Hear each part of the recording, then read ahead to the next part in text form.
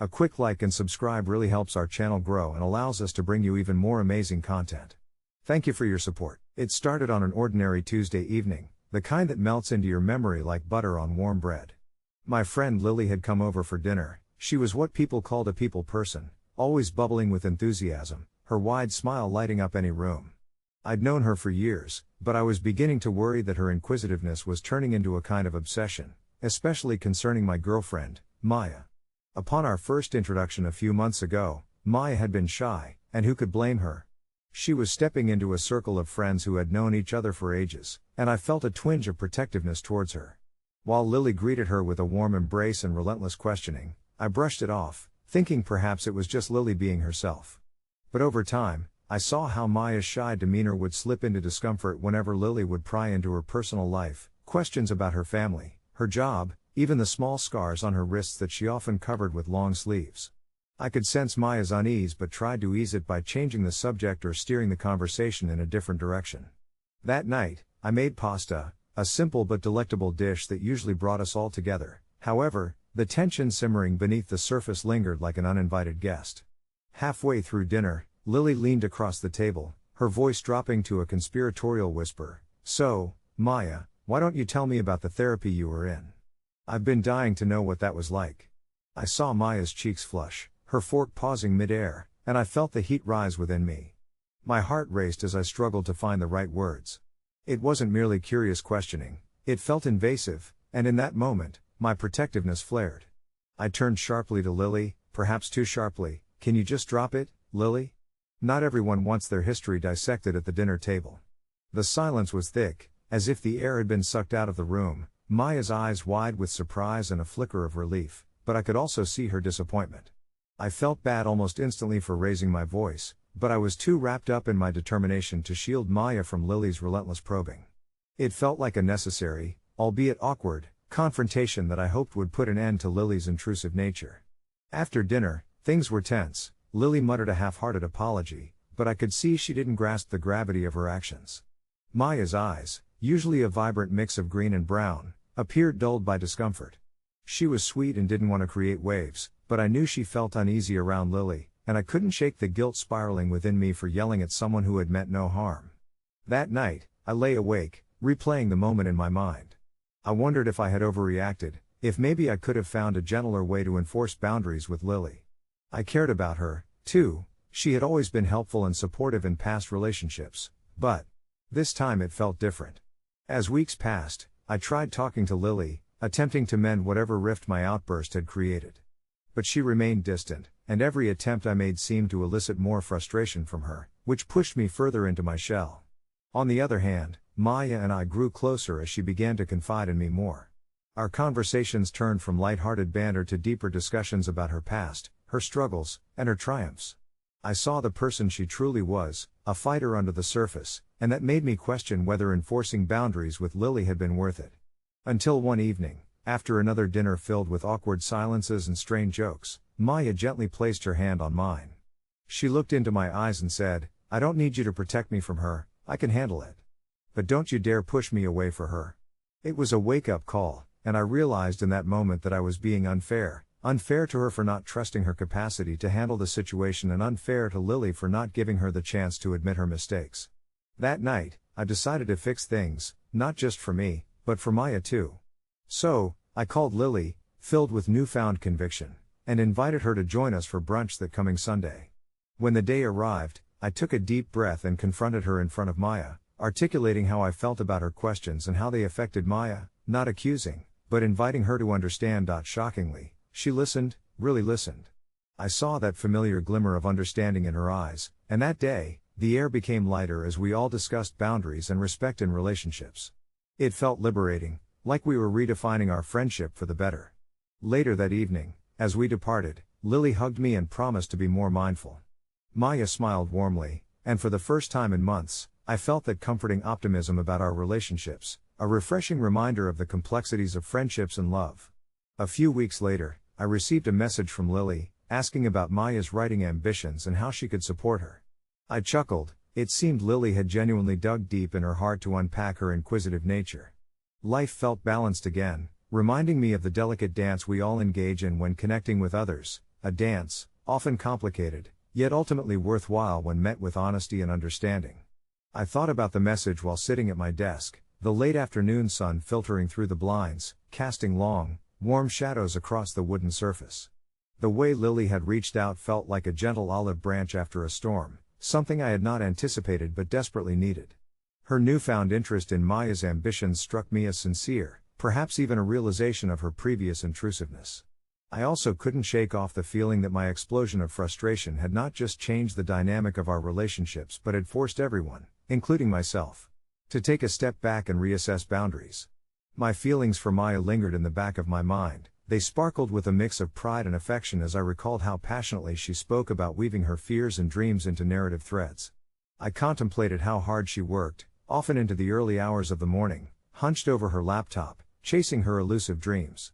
To see her finally getting recognition from conditions outside our little circle felt like fireworks within me, igniting a sense of gratitude for the seemingly chaotic path that had led us all here.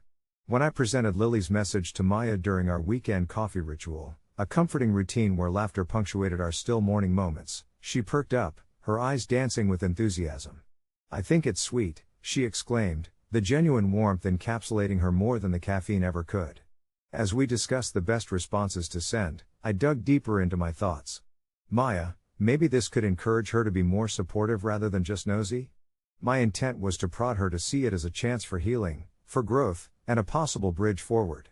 Throughout the week, my optimism clung to me, unwavering, as if I had gathered energy from the harmony that surrounded us. I began noticing small changes within our group dynamics. Lily's inquisitiveness shifted from being prying to a form of support. She began asking more about Maya's work in the positive light of genuine interest. During our usual game nights, instead of steering conversations toward the personal, Lily inquired about story ideas and offered her own interpretations of Maya's themes, which sparked delightful discussions and sparked inspirations. The months of tension seemed to evaporate, replaced by the sweetness of camaraderie regrowing gently. Yet, the trip was not without its nuances. My instinct to protect Maya sometimes felt overwhelming. I would catch myself watching Lily closely, waiting for signs of her curiosity morphing back into the invasive territory we had danced around before. Maya noticed the change in me, and during one quiet evening as we strolled along the lit-up streets, she turned to me, her expression serious yet soft. "You know, I can handle Lily," she assured, and in her voice lay the strength that had drawn me to her in the first place. "Her curiosity comes from a good place now. She just needed a little nudge to realize how much more significant it is to listen than to pry." In that moment, I recognized the foundation Maya had built, not just for herself in her writing, but in our friendships too. I felt both admiration and resignation, a quiet acceptance that we all must learn, stumble, and yet eventually grow into a better version of ourselves. Thus, I put aside my protective instincts and focused instead on my own growth, fostering a healthy space where the line between support and nosiness could stand strong and clear. With time, I slowly allowed my defenses to lower. I was learning, just as Maya was, that relationships thrive not on the avoidance of conflict but through engagement and resolution. An unexpected evening rolled in when I checked my phone to find a notification. It was a group message from Maya, presenting a small gathering, an invitation to share her writing project with friends, including Lily, who had no idea she'd be involved. The anticipation mixed with nervous excitement fluttered in my chest as I read Maya's words aloud, the rhythm of her voice echoing through our cozy living room. "I'm inviting you all over next week for a reading and discussion. Bring your open minds, and maybe some snacks." As the date approached, I marveled at how much had transpired within a short span. Though apprehensive, the prospect of unearthing these unspoken conversations excited me. On the evening of the gathering, as friends settled into our living room, I sensed a comforting energy filling the air, like a soft blanket ready to wrap around us. Lily arrived promptly, her eagerness palpable, and I watched how she interacted with Maya. They exchanged anticipatory glances, and Lily listened intently as Maya shared her thoughts and insights on her work and the journey she took to get there. I felt proud, my heart swelling as I noticed the respectful curiosity Lily demonstrated, and perhaps it was then that I realized this night was not merely about Maya showcasing her writing. It was an exploration of friendship, vulnerability, and personal growth within the space we shared. And so, as Maya began to read, her voice resonating beautifully in the hushed room, I leaned back, enveloping myself in the warmth of connections rekindled, recognizing that life, in all its complexities, often finds a way to heal if we gather the courage to confront it. Many years down the line, those moments would live with me, whispering reminders of the growth found along this intricate journey of friendship and love.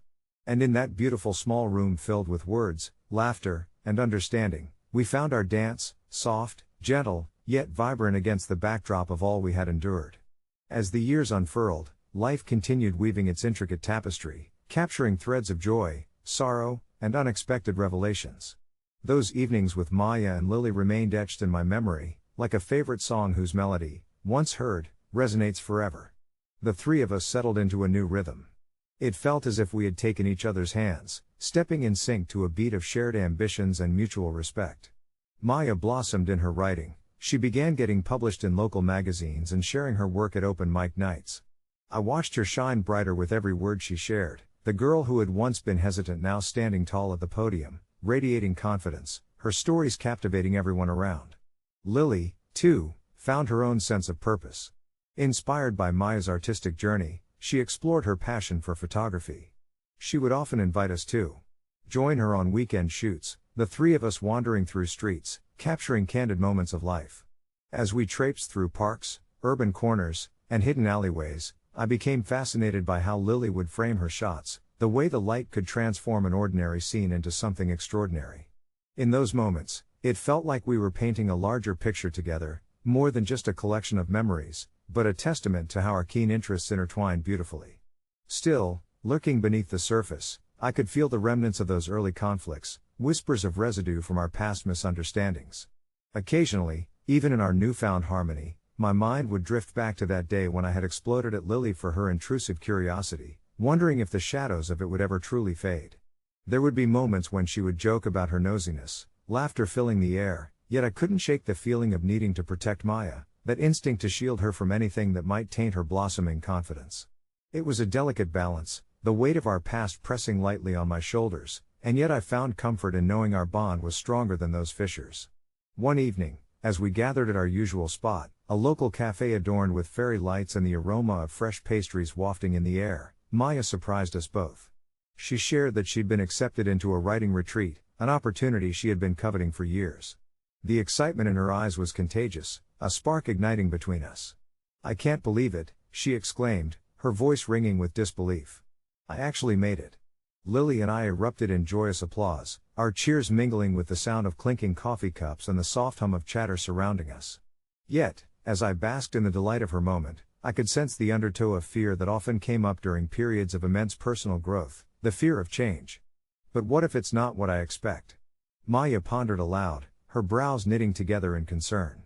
In that instant, it was easy for me to forget my silent reservations.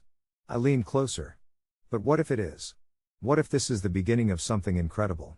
I responded, remembering how we had navigated through uncertainty together. And as Maya brunched a motivational speech into the air, Lily chimed in, reminding us both of the beauty that lies in risk. That evening, we took our time sipping on rich, dark coffee and indulging in sweet pastries.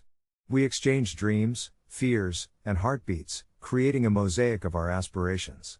It felt liberating to witness how far we had come while knowing the journey was far from over. Weeks passed, a gentle flow guiding us toward Maya's retreat date. In the hustle and bustle of preparing, I received a call from Maya after she had settled in at the retreat house.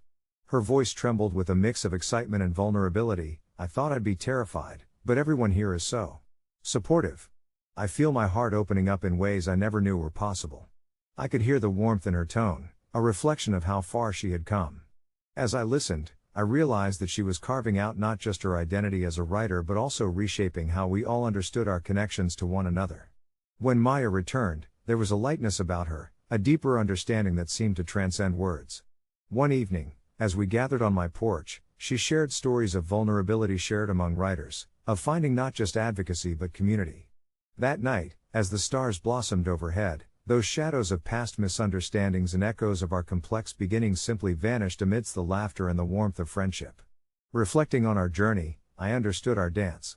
Life is a dance, indeed, sometimes solo, sometimes in pairs, often a whirlwind of unpredictable turns and dips, but always brighter on the other side when the music stops. Time has its way of binding souls, if only we dare to unfurl our hearts. I cherished that, for the growth we had experienced was profound, roots woven through the complexities of our relationships had forged a canopy of understanding and strength, a shelter in which we could hone our dreams uninhibited. And so, beneath the vastness of those shimmering stars, I held that night close, a vivid reminder to embrace all the intricacies threading through the heart of friendship, love, and shared journeys. I never thought my family's would unravel like a cheap piece of yarn, but here we are, sitting at our cramped kitchen table under the flickering light bulb that's a bit too yellow, discussing the accusations that have turned my whole world upside down. My brothers and I grew up idolizing our two uncles, who were the quintessential cool relatives, full of jokes, stories about their time in the military, and life lessons that felt like gold on summer afternoons. Our family gatherings often felt like a circus, laughter, potluck dishes that were barely edible, and the feeling that we were connected by something unbreakable, woven tight through years of shared experiences. But as my parents aged, the family dynamics began to shift in unsettling ways. The whispers started when my parents, both long retired and now comfortably settled in a quiet life, began discussing their estate plan. It had never been something I paid much attention to until my dad casually mentioned to me one evening while we were cleaning up after dinner that he and my mom had decided not to leave any significant inheritance to our uncles, which was a shock to hear. "We worked hard for what we have," he said, and I could tell he was a little offended that his brothers would presume otherwise. It made sense, right?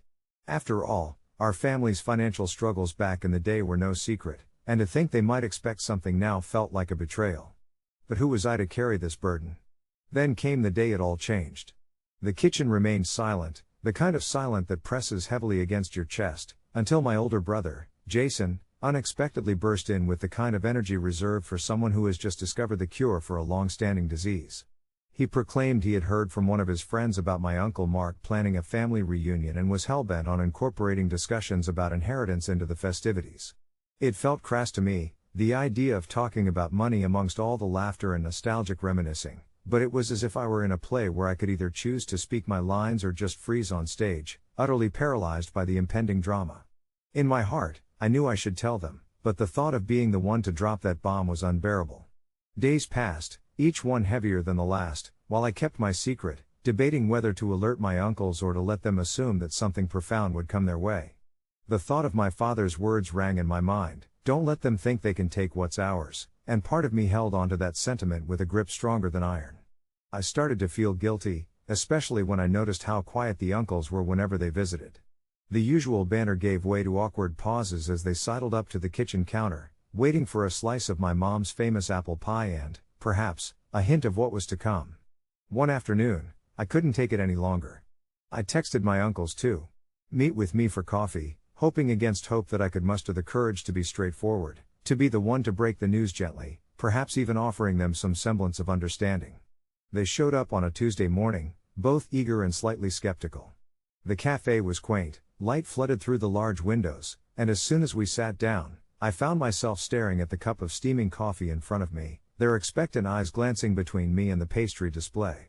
My mouth felt dry when I finally spoke, the words catching like thorns in my throat, unsure how to wrap them in kindness. I told them about my parents' decision, watched their faces shift from curiosity to disbelief, and then dismay. Mark, in particular, looked wounded, like I'd trampled on something sacred. "We've always been family," he said, his voice a mix of hurt and disappointment. How could they do this to us? I felt every inch of that guilt stab deep. The conversation spiraled, and by the time we parted, my heart was heavy with regret and concern. Days turned into weeks as the awkwardness settled like dust in the corners of our once bustling family gatherings. Neither my uncles nor I could bridge the emotional chasm that had suddenly appeared. Each time they visited, they'd hug me but linger a second longer as if waiting for an apology or some clarification that I just couldn't offer. My brothers and I spoke often about the rift, our conversations tinged with uncertainty about whether we'd created an irreparable divide between our family factions. Soon, my parents caught wind of the tension, and I knew they felt the strain, their content lives now shadowed by the repercussions of their decision. Finally, after a particularly strained holiday dinner, I sat down with my parents and laid everything out, the tension, the questions from my uncles, and how much it pained me to face them each time without a resolution. To my surprise, they listened quietly, expressions unreadable. After a long pause, my father finally sighed, "Maybe we should talk to them, clear the air." And it struck me then how refreshing honesty could be, how liberating it felt just to strip away the weight I'd shouldered alone. A few weeks later, my parents called my uncles over for dinner, and we all sat together, the kitchen table once again laden not just with food but with a sense of collective apprehension and hope. When the discussion turned to the will and my uncles had been given the full context of my parents' perspective, things changed. I watched as they spoke, voices rising and falling with emotion, laughter and sorrow spilling forth in equal measure. It became clear that bonds could stretch and twist but wouldn't easily break if we chose to approach each other with empathy rather than fists clenched in anger. With each shared story about their upbringing, about what our family's legacy meant to them, I felt the air lighten, the invisible walls we'd built around ourselves, slowly crumbling with every word spoken. In the end, I learned that while silence may sometimes feel easier, especially when wielded as a shield against discomfort, it can also isolate you just as much as any conflict. I realized that navigating family relationships, especially in the wake of hidden truths, demanded courage, a courage that often welcomes growth rather than resentment. As we settled into genuine conversation, I felt hope sprout anew. My family wouldn't just survive this, we'd find a way to thrive, learning to hold conversations that resonated with love and honesty. Even the hiccups along the way served a purpose, reminding us how valuable our connections truly were, especially when seasons of rediscovery were closer than we dared to believe. Update: a few months later, things have transformed completely. Our family reunions now feel almost like rebirths, where laughter mingles with open conversations, and we hold space for one another. My uncles even started a family project with my dad, turning an old shed into a community tool library for our neighborhood. It's beautiful, surrounded by greenery, echoes of chatter, and the sense of purpose we've created together. Who knew the truth could intertwine rather than tear us apart? Life isn't perfect, but every single gathering now feels so full of light, and I'm filled with gratitude for the journey. It's hard to sum up the feelings that swirl within me when I think about how things have changed. I remember the first family gathering after the truth spilled out into the open like the last drops of a long overdue rain. There we were, gathered in Grandma's backyard, a place that had been both sanctuary and battleground in my memories. The air felt electrified with a mix of apprehension and hope. It was the first time since our family dinner when everyone knew the narrative had shifted. I could see my uncles, eyes darting between the familiar, old family photo frames, shadowed memories, and the unfamiliar, a canvas of new experiences we were now creating together. When my dad proposed the idea of turning the old shed into a community tool library, it was met with a bit of silence, the kind that feels like the pause before a storm. I held my breath, half expecting one of my uncles to toss in an argument about money or inheritance, to feel the tension crackle again. But instead, I watched as it began to sink in for everyone. One uncle, the quietest among us, finally spoke up, his voice soft and a little shaky. "We could use this space for something good," he said, a light flickering in his eyes. I felt the tension fade in that moment. It was as if the universe shifted just a little, nudging us toward something better. As the days turned into weeks, our gatherings evolved into something closer to revivals, moments infused with laughter that felt both healing and authentic. We would sit around the fire pit, sharing stories that once would have gone uncrossed, tales of our childhood, lessons learned, heartbreaks endured. I noticed my uncles opening up about their own lives, vulnerabilities exposed like the petals of a blossoming flower. There was a remarkable softness when they spoke to me, their voices imbued with sincerity and a desire to connect that had seemed so distant before. There was a bond forming, tangible as the wood we were turning into shelves for the library. It was a beautiful thing to witness. It felt like watching a tapestry being woven, thread by thread, stitch by stitch, all colored by truth and understanding. When we finally gathered for the grand opening of the tool library, I stood back and took it all in. The shed had transformed, painted a deep green that blended perfectly with the surrounding trees, and the air was filled with the scent of fresh wood and laughter. Neighbors trickled in, and my heart swelled as I watched my uncles explain how to borrow tools to curious families. My dad stood next to them, beaming with pride. For once, they were not just my uncles, they had become community leaders, actively fostering connection and collaboration. Watching the joy flicker across their faces felt like a natural high, one that enveloped us all. There, in the warmth of that late afternoon sun, I realized that while we had stumbled through our own storms, we were now creating a lighthouse, something that illuminated our path forward. Reflecting on this journey, I felt a gentle sense of closure, the kind that doesn't erase the past but rather integrates it into something stronger, wiser. While the landscape of our family dynamic had changed forever, it felt as if we had welcomed a new chapter instead of mourning the old one. The future seemed less daunting, more inviting, like stepping into a vast, sunlit field rather than wading through murky water. I often think about how our initial fear of inheritance and material legacies morphed into an appreciation of shared experiences and memories created together. We realized that the true inheritance wasn't hidden behind walls of a grand home, but rather in the laughter and trust forged among us. As I look ahead, I no longer see them just as my uncles who might have held me at arm's length. They're my partners in this journey of growth, reminding me with every shared meal and exchanged story that family isn't merely defined by blood or bonds but by the willingness to come together in authenticity. And that truth, I've learned, is something worth cherishing far beyond any inheritance. Life is a creating and recreating cycle, and somehow, through it all, my heart remains full of gratitude, not just for how things have transformed, but for the love that has managed to intertwine our lives once more. As I sit here reflecting on the changes in our family, I can't help but smile at the way the world feels lighter now. It's almost surreal, the way an unspoken tension has been lifted, replaced by a warmth that envelops our gatherings like a cozy blanket. The first reunion after my revelation was a tentative affair, with nervous glances exchanged and silences hanging heavy in the air. Yet, as the sun sank low, painting the sky in hues of orange and pink, something shifted. My father started sharing stories of our grandfather, tales that spilled his laughter and life wisdom, and slowly, one by one, my uncles loosened up, joining in with their own memories, their voices blending like a harmonious song. These weren't just reflections of the past, they were seeds for our new beginning. Each laugh echoed with a hint of relief, and with every shared story, the walls we'd built around our hearts began to crumble. It was in those moments that we discovered we were still connected, despite the pain that had lingered for too long. As the months passed, we set to work on the community tool library, a project that not only renovated a physical space but also our emotional landscapes.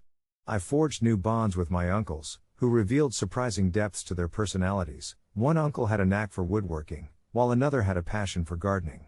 Together, they taught me how to repair rusted tools, turning mundane objects into treasures, much like the transformation we were undergoing as a family. On weekends, we'd gather at the old shed, which became a canvas for our creativity.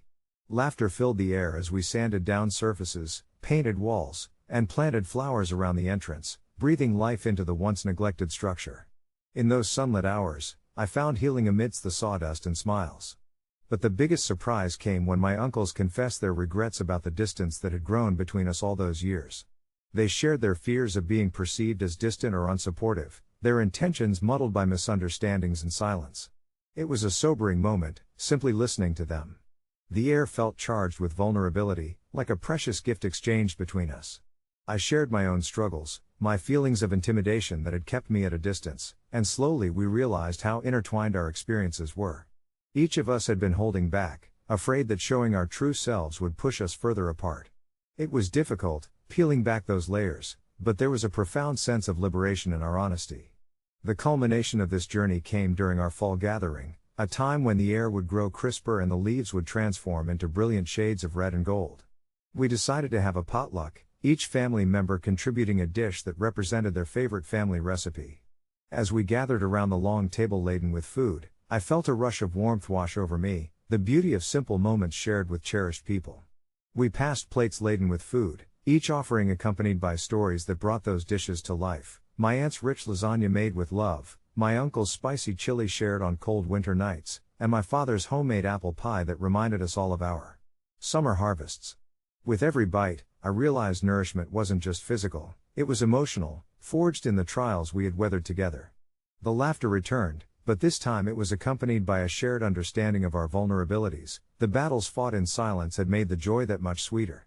And as the sun set, casting a warm glow through the trees, it felt like a real celebration, not just of the food but of us, our journey towards authenticity. As the echoes of laughter danced around us, I could feel the weight of the past slipping away, replaced by a newfound appreciation of family that went beyond mere obligation. My heart soared with gratitude for the wisdom of honesty, for the connections we managed to rebuild through embracing our truths. In this moment, I understood that not every story unfolds perfectly. The beauty lies in the chance to start anew, to cherish what we've built together, and to continue shaping a family that thrives on openness and love, a legacy worth far more than any inheritance could ever offer. I always believed that morality was a sliding scale, a gradient of gray rather than a rigid line between right and wrong, but it wasn't until the day that changed everything for me that I truly understood just how complex human choices could be. My name is Ava, a 35-year-old graphic designer living in a small town where everyone knows everyone else's business. Recently, I found myself at a crossroads when it came to my best friend, Megan, and her escalating issues with her husband, Jason, who I had known for nearly as long as I had known her. It all started when I noticed subtle changes in Megan's demeanor. She had become quieter, more withdrawn, often distracted during our weekly brunches. After weeks of gentle nudging and concern, she finally opened up, revealing that Jason had begun to act possessive and controlling, belittling her in front of her friends and limiting her contact with us. The moment she confessed her struggles, a knot twisted tightly in my stomach. I could feel her pain, and the urge to confront Jason, to protect my friend, bubbled just under the surface. However, as Megan continued to share her story, I realized how deeply complicated the situation was. She still loved Jason, and despite his flaws, they had a life together that she didn't want to destroy. Still, as the weeks passed and her distress deepened, I became increasingly torn. Was it right to stand by silently while she suffered? I longed to speak out, to hold Jason accountable, but with each passing day, the thought of confronting him seemed more daunting than liberating. Picking up my phone, I considered reaching out to Jason for coffee under the pretense of catching up. But the idea of sitting across from him, feigning ignorance about the turmoil he was causing, made me feel dirty. It felt like betrayal, not just to him, but to Megan. Yet, I grappled with the fact that doing nothing felt like I was enabling his behavior. One night, I finally decided to vent my frustrations on an online forum dedicated to relationships and moral dilemmas, posting under the title "Ida for refusing to do the morally correct thing." Writing it out helped, but circulating the thoughts in my mind only made the burden heavier. I didn't know what was right or wrong anymore, only that I was scared for Megan, scared for what might happen if I brought everything out into the open. Unlike most stories, mine did not fit into neat categories of good versus bad, hero versus villain. It was just a messy reality waiting to implode. Before I knew it, another few weeks slid by. Frustration began to bubble beneath my surface, tempered only by glimmers of hope as I observed Megan gradually reclaiming her voice, taking up yoga classes, meeting friends, and laughing again. However, amidst these moments of brightness, Jason still lurked in the background, his shadows looming heavier. One evening, while we were wrapping up dinner, Megan received a text that left her pale and shaking. It was Jason, apoplectic with jealousy over something trivial, her liking a post from an old friend on social media. I could see her teetering on the edge, like a bird testing the wind before flight. Thoughts warred inside me. Should I step in, remind her of the strength she had shown in the past few weeks, or should I keep my mouth shut and simply be the supportive friend while allowing her to navigate her feelings? I felt like I was watching a train wreck in slow motion. Eventually, I did what I had dreaded most. I reached out to Jason. My heart pounded as I crafted a message, not to accuse him, but to express genuine concern for both him and Megan. My intention was to balance compassion with clarity, but I was met with rage and denial. I wondered if I had opened a Pandora's box that could not be closed. When he accused me of trying to drive a wedge between them, I realized the irony of my position. In my attempt to do the right thing, I had unwittingly made myself the antagonist. In the following weeks, Megan confronted me after discovering my message to him. Her eyes, usually filled with warmth, were clouded with disappointment. I struggled to articulate my intentions, the care and worry I felt, but her heart was set on defending Jason, framing my actions as indiscriminate meddling. I had breached her trust, and suddenly, I felt like I was losing her all over again. Soon after, she distanced herself from me, creating a chasm between us that I feared was too wide to bridge. Yet, time has a funny way of softening the most jagged edges of our hearts. A few months later, I received a text from Megan, a single sentence that shattered the silence. "I think I need to talk." When we met, the weight of our shared silence was palpable. Megan spoke of her feelings suffocating her, sprouting roots in the cracks of their relationship. She had grown disenchanted with Jason's behavior but felt trapped by her own heart, still fiercely in love but desiring independence. I listened intently as she unpacked her turmoil, aware that she was wrestling with the very emotions I once feared might consume her. This time, rather than leading with what I had wanted her to do, I became merely a vessel for her thoughts. In that moment, a wave of relief washed over me. Perhaps refusal to act decisively that day was not weakness but a necessary pause, allowing her to process her own feelings. By simply listening, I had helped her find the strength she inadvertently carried all along. In the months that followed, Megan started seeing a therapist and began to slowly reclaim her autonomy. They eventually parted ways, but to my joy, That didn't sever our friendship. Instead, it brought us closer as she learned to trust again, both in herself and in me.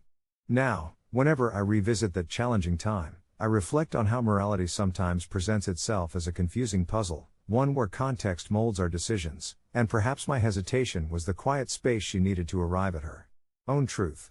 As for Jason, he remains a specter in our past. While I refuse to vilify him, I recognize that some lessons require a deeper understanding of ourselves before we can act. I find comfort in knowing that we each navigate our paths at our own pace, learning that sometimes, the morally correct choice is simply to let someone discover their own strength. As I sit here, wrapped in the warmth of late afternoon sunlight streaming through my window, the peaceful hush of the neighborhood outside reminds me how far we've come since that turbulent chapter of our lives. My thoughts drift to the last moments we shared as a group before everything spiraled, an innocent dinner gathering where laughter danced around the table like light refracted through crystal, our conversations punctuated by the clinking of wine glasses and the steady simmer of rich tomato sauce in the kitchen. It was on that evening that I first sensed the underlying tension, the unspoken rift between Elizabeth and Jason that hung in the air like a fragile thread, barely visible but undeniably there. I remember glancing at Elizabeth, her smile a facade that cracked ever so slightly when Jason cracked his usual self-deprecating joke, an enthusiastic quip that drew a round of laughter but which I saw, in her eyes, was tinged with something deeper, disappointment, maybe, or a yearning for a connection that felt just out of reach. I had always been a firm believer in the importance of open communication, and I felt an instinctual urge to navigate the storm building between them, yet here I was, paralyzed by the weight of their love and conflict. Would I really be the one to pry it open, to force them into confrontation when perhaps Elizabeth needed to discover her limits in her own time? My heart whispered that sometimes intervention doesn't aid evolution, instead, it risks suffocating the growth that must occur organically. After Jason's sudden departure from our lives, the quiet stretched into a painful silence. Elizabeth threw herself into her art, creating with a fervor I hadn't seen before, colors splattering against canvas like the release she craved but couldn't express in words. Each brushstroke seemed to channel her pain, a cathartic reminder of resilience.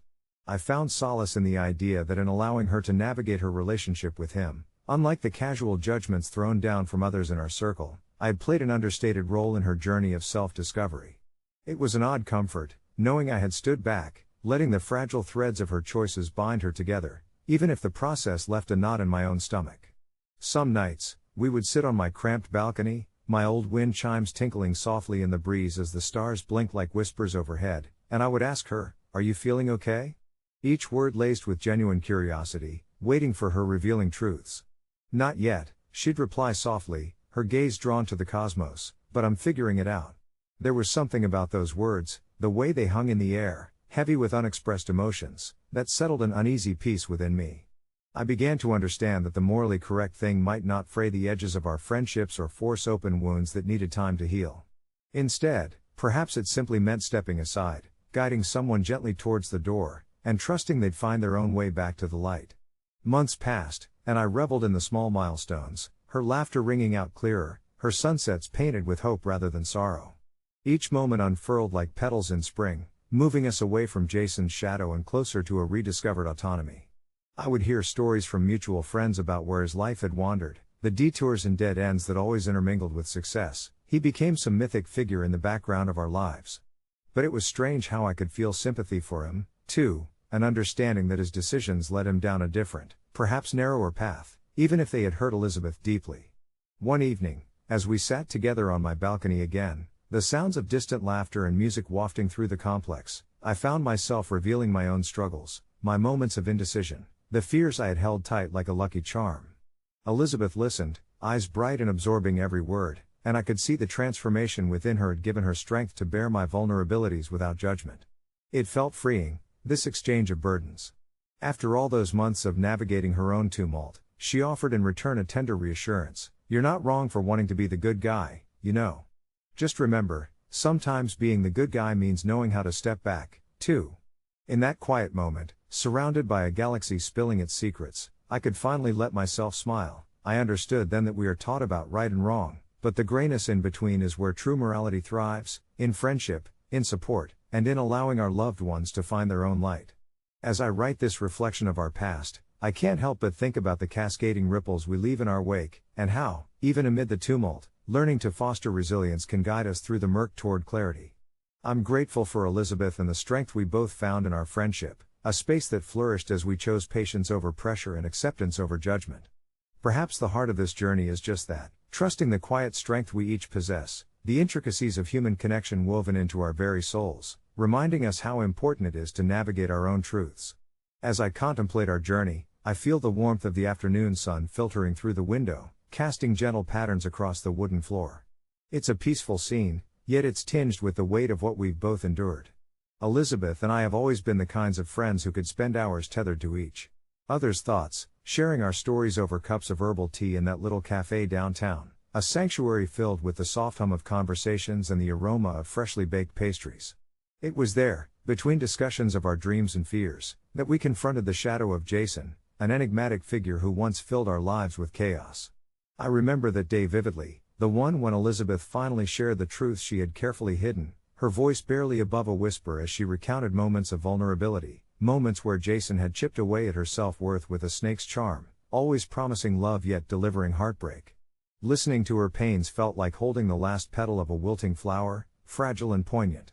I wanted to rush in and fix everything, to demand she cut ties with him and reclaim her voice, but instead, I sensed a deeper truth spiraling within her, a truth she needed to discover for herself.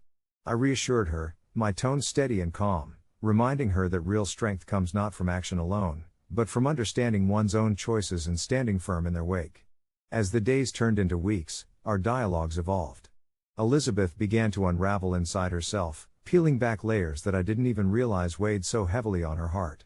I offered my support, a steady presence as she moved beyond what had been buried in shame and doubt, navigating the landscape of her identity. She poured her anger and confusion into her art, transforming pain into bursts of color that vibrated with the life she was reclaiming. I watched in awe as she began to bloom like the wildflowers in spring, each brushstroke a testament to her resilience. During these pivotal moments, I often found myself wrestling with my decisions. Was I doing the morally correct thing by allowing her to wander through this messy journey without directing her?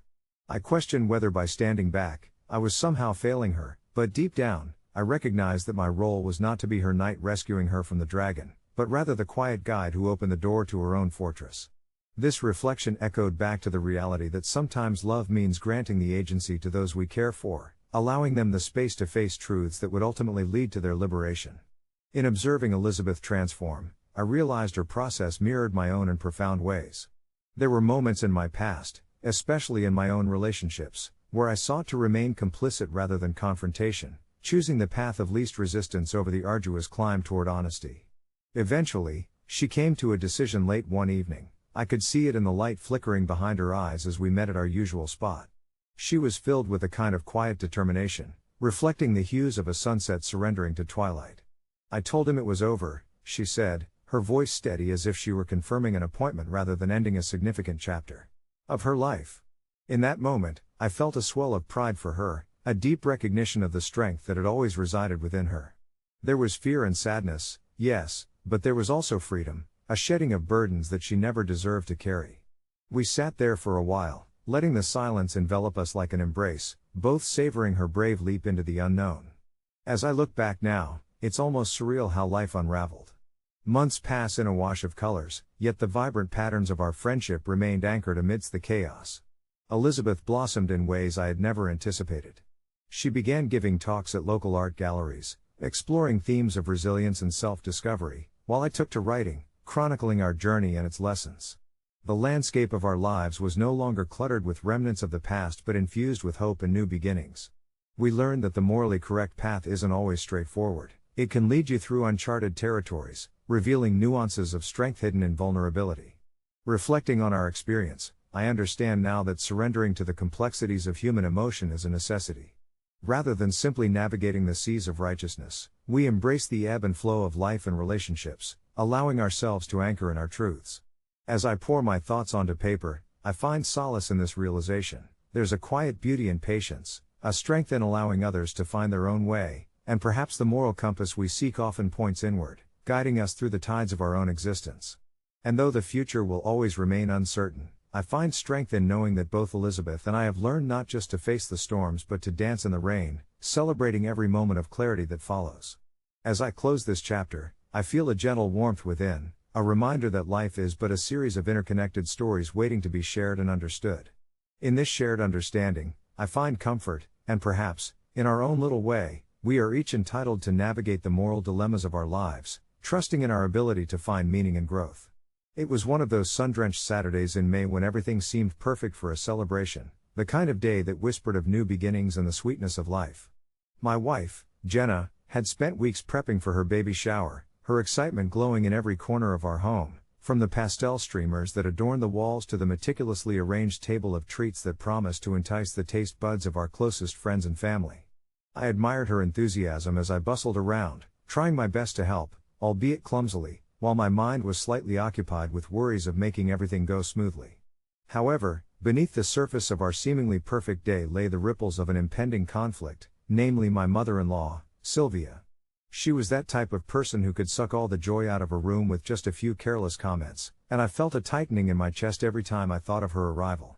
You see, Sylvia and I had always struggled to understand each other. She had her ways, and I had mine, but today it was about celebrating Jenna and our soon-to-arrive little one, and I was determined not to let her overshadow this important moment.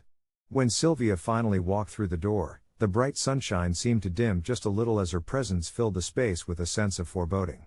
Her eyes roamed the room, and it didn't take long for her to find something wrong. The tablecloth didn't match the theme, the cupcakes were too sweet, or perhaps, the baby blew a little too much air when I said it'd be appropriate to hand out pacifiers as favors. I could feel myself tense up with each comment that slipped from her lips, and while I was trying to support my wife, the tension was palpable. Then, 30 minutes into the festivities, the real disaster struck. Jenna was in the middle of a heartfelt speech, thanking everyone for their support, and suddenly Sylvia interrupted her in the most public of ways, launching into a tirade about how she believed that, according to family tradition, Jenna should be using a different name for the baby. I couldn't believe what I was hearing. This was not just a trivial issue, it was a special moment, and as I glanced at Jenna, her face fell, the excitement replaced with confusion and embarrassment. I felt a rush of protective anger surge through me. In that moment, all the pent-up frustration boiled to the surface. I stood up, my heart racing, and said in a voice that was steadier than I felt, "Sylvia, enough. This is not the time to bring that up." The room went silent, and I could feel everyone's eyes on us. Maybe I shouldn't have reacted so strongly, but seeing my wife's hurt face felt like a punch to the gut. I gestured toward the door, my voice firm. "If you can't be supportive, maybe you should step outside for a moment." I watched her face contort, the shock and disbelief evident, and for a split second, I questioned if I had crossed a line. Still, I remained resolute. Sylvia turned on her heel, storming out of the house with an offended huff, murmuring about how ungrateful we were.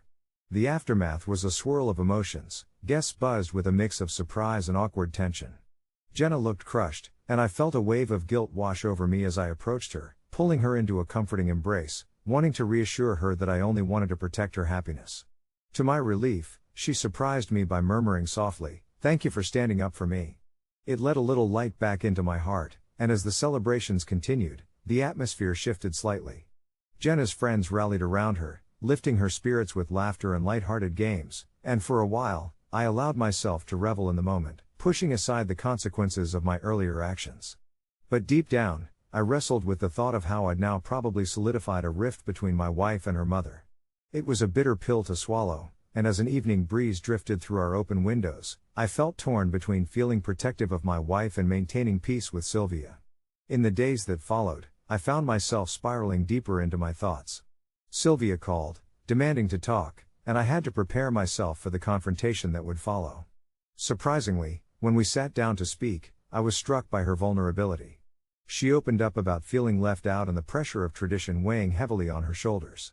Through cautious conversation, I learned about her fears of losing her daughter to motherhood, a pain that resonated with me as I thought about my own parents' transition into grandparenthood. I realized I had acted out of impulse, but it didn't change the past. I still had a loving family that needed to find a compromise. Upon returning home, Jenna and I discussed the possibility of inviting her mother back over, trying to mend the torn fabric of our family before the baby arrived. And so it happened. A few weeks later, we hosted a small dinner, during which apologies were exchanged and an understanding was reached. Things certainly shifted, and they may not be ideal, but for now, we created harmony out of chaos, and I learned that sometimes, love requires a measure of patience and a willingness to listen. In retrospect, maybe I was the asshole for my instinctive reaction that day. Perhaps there were better ways to handle the situation without kicking my mother-in-law out. But I also didn't regret standing by my wife, fiercely protecting her in a moment of vulnerability. Family is messy, and though the road to reconciliation is ever evolving, I now know that sometimes you must navigate through the storm to reach the calm that follows. And every bit of our journey, the laughter, the tears, and the misunderstandings have taught us just how precious this new chapter in our lives truly is. As I sat on my bed that evening, shrouded in the soft glow of the bedside lamp, 1,000 thoughts swirled in my mind, each one heavier than the last.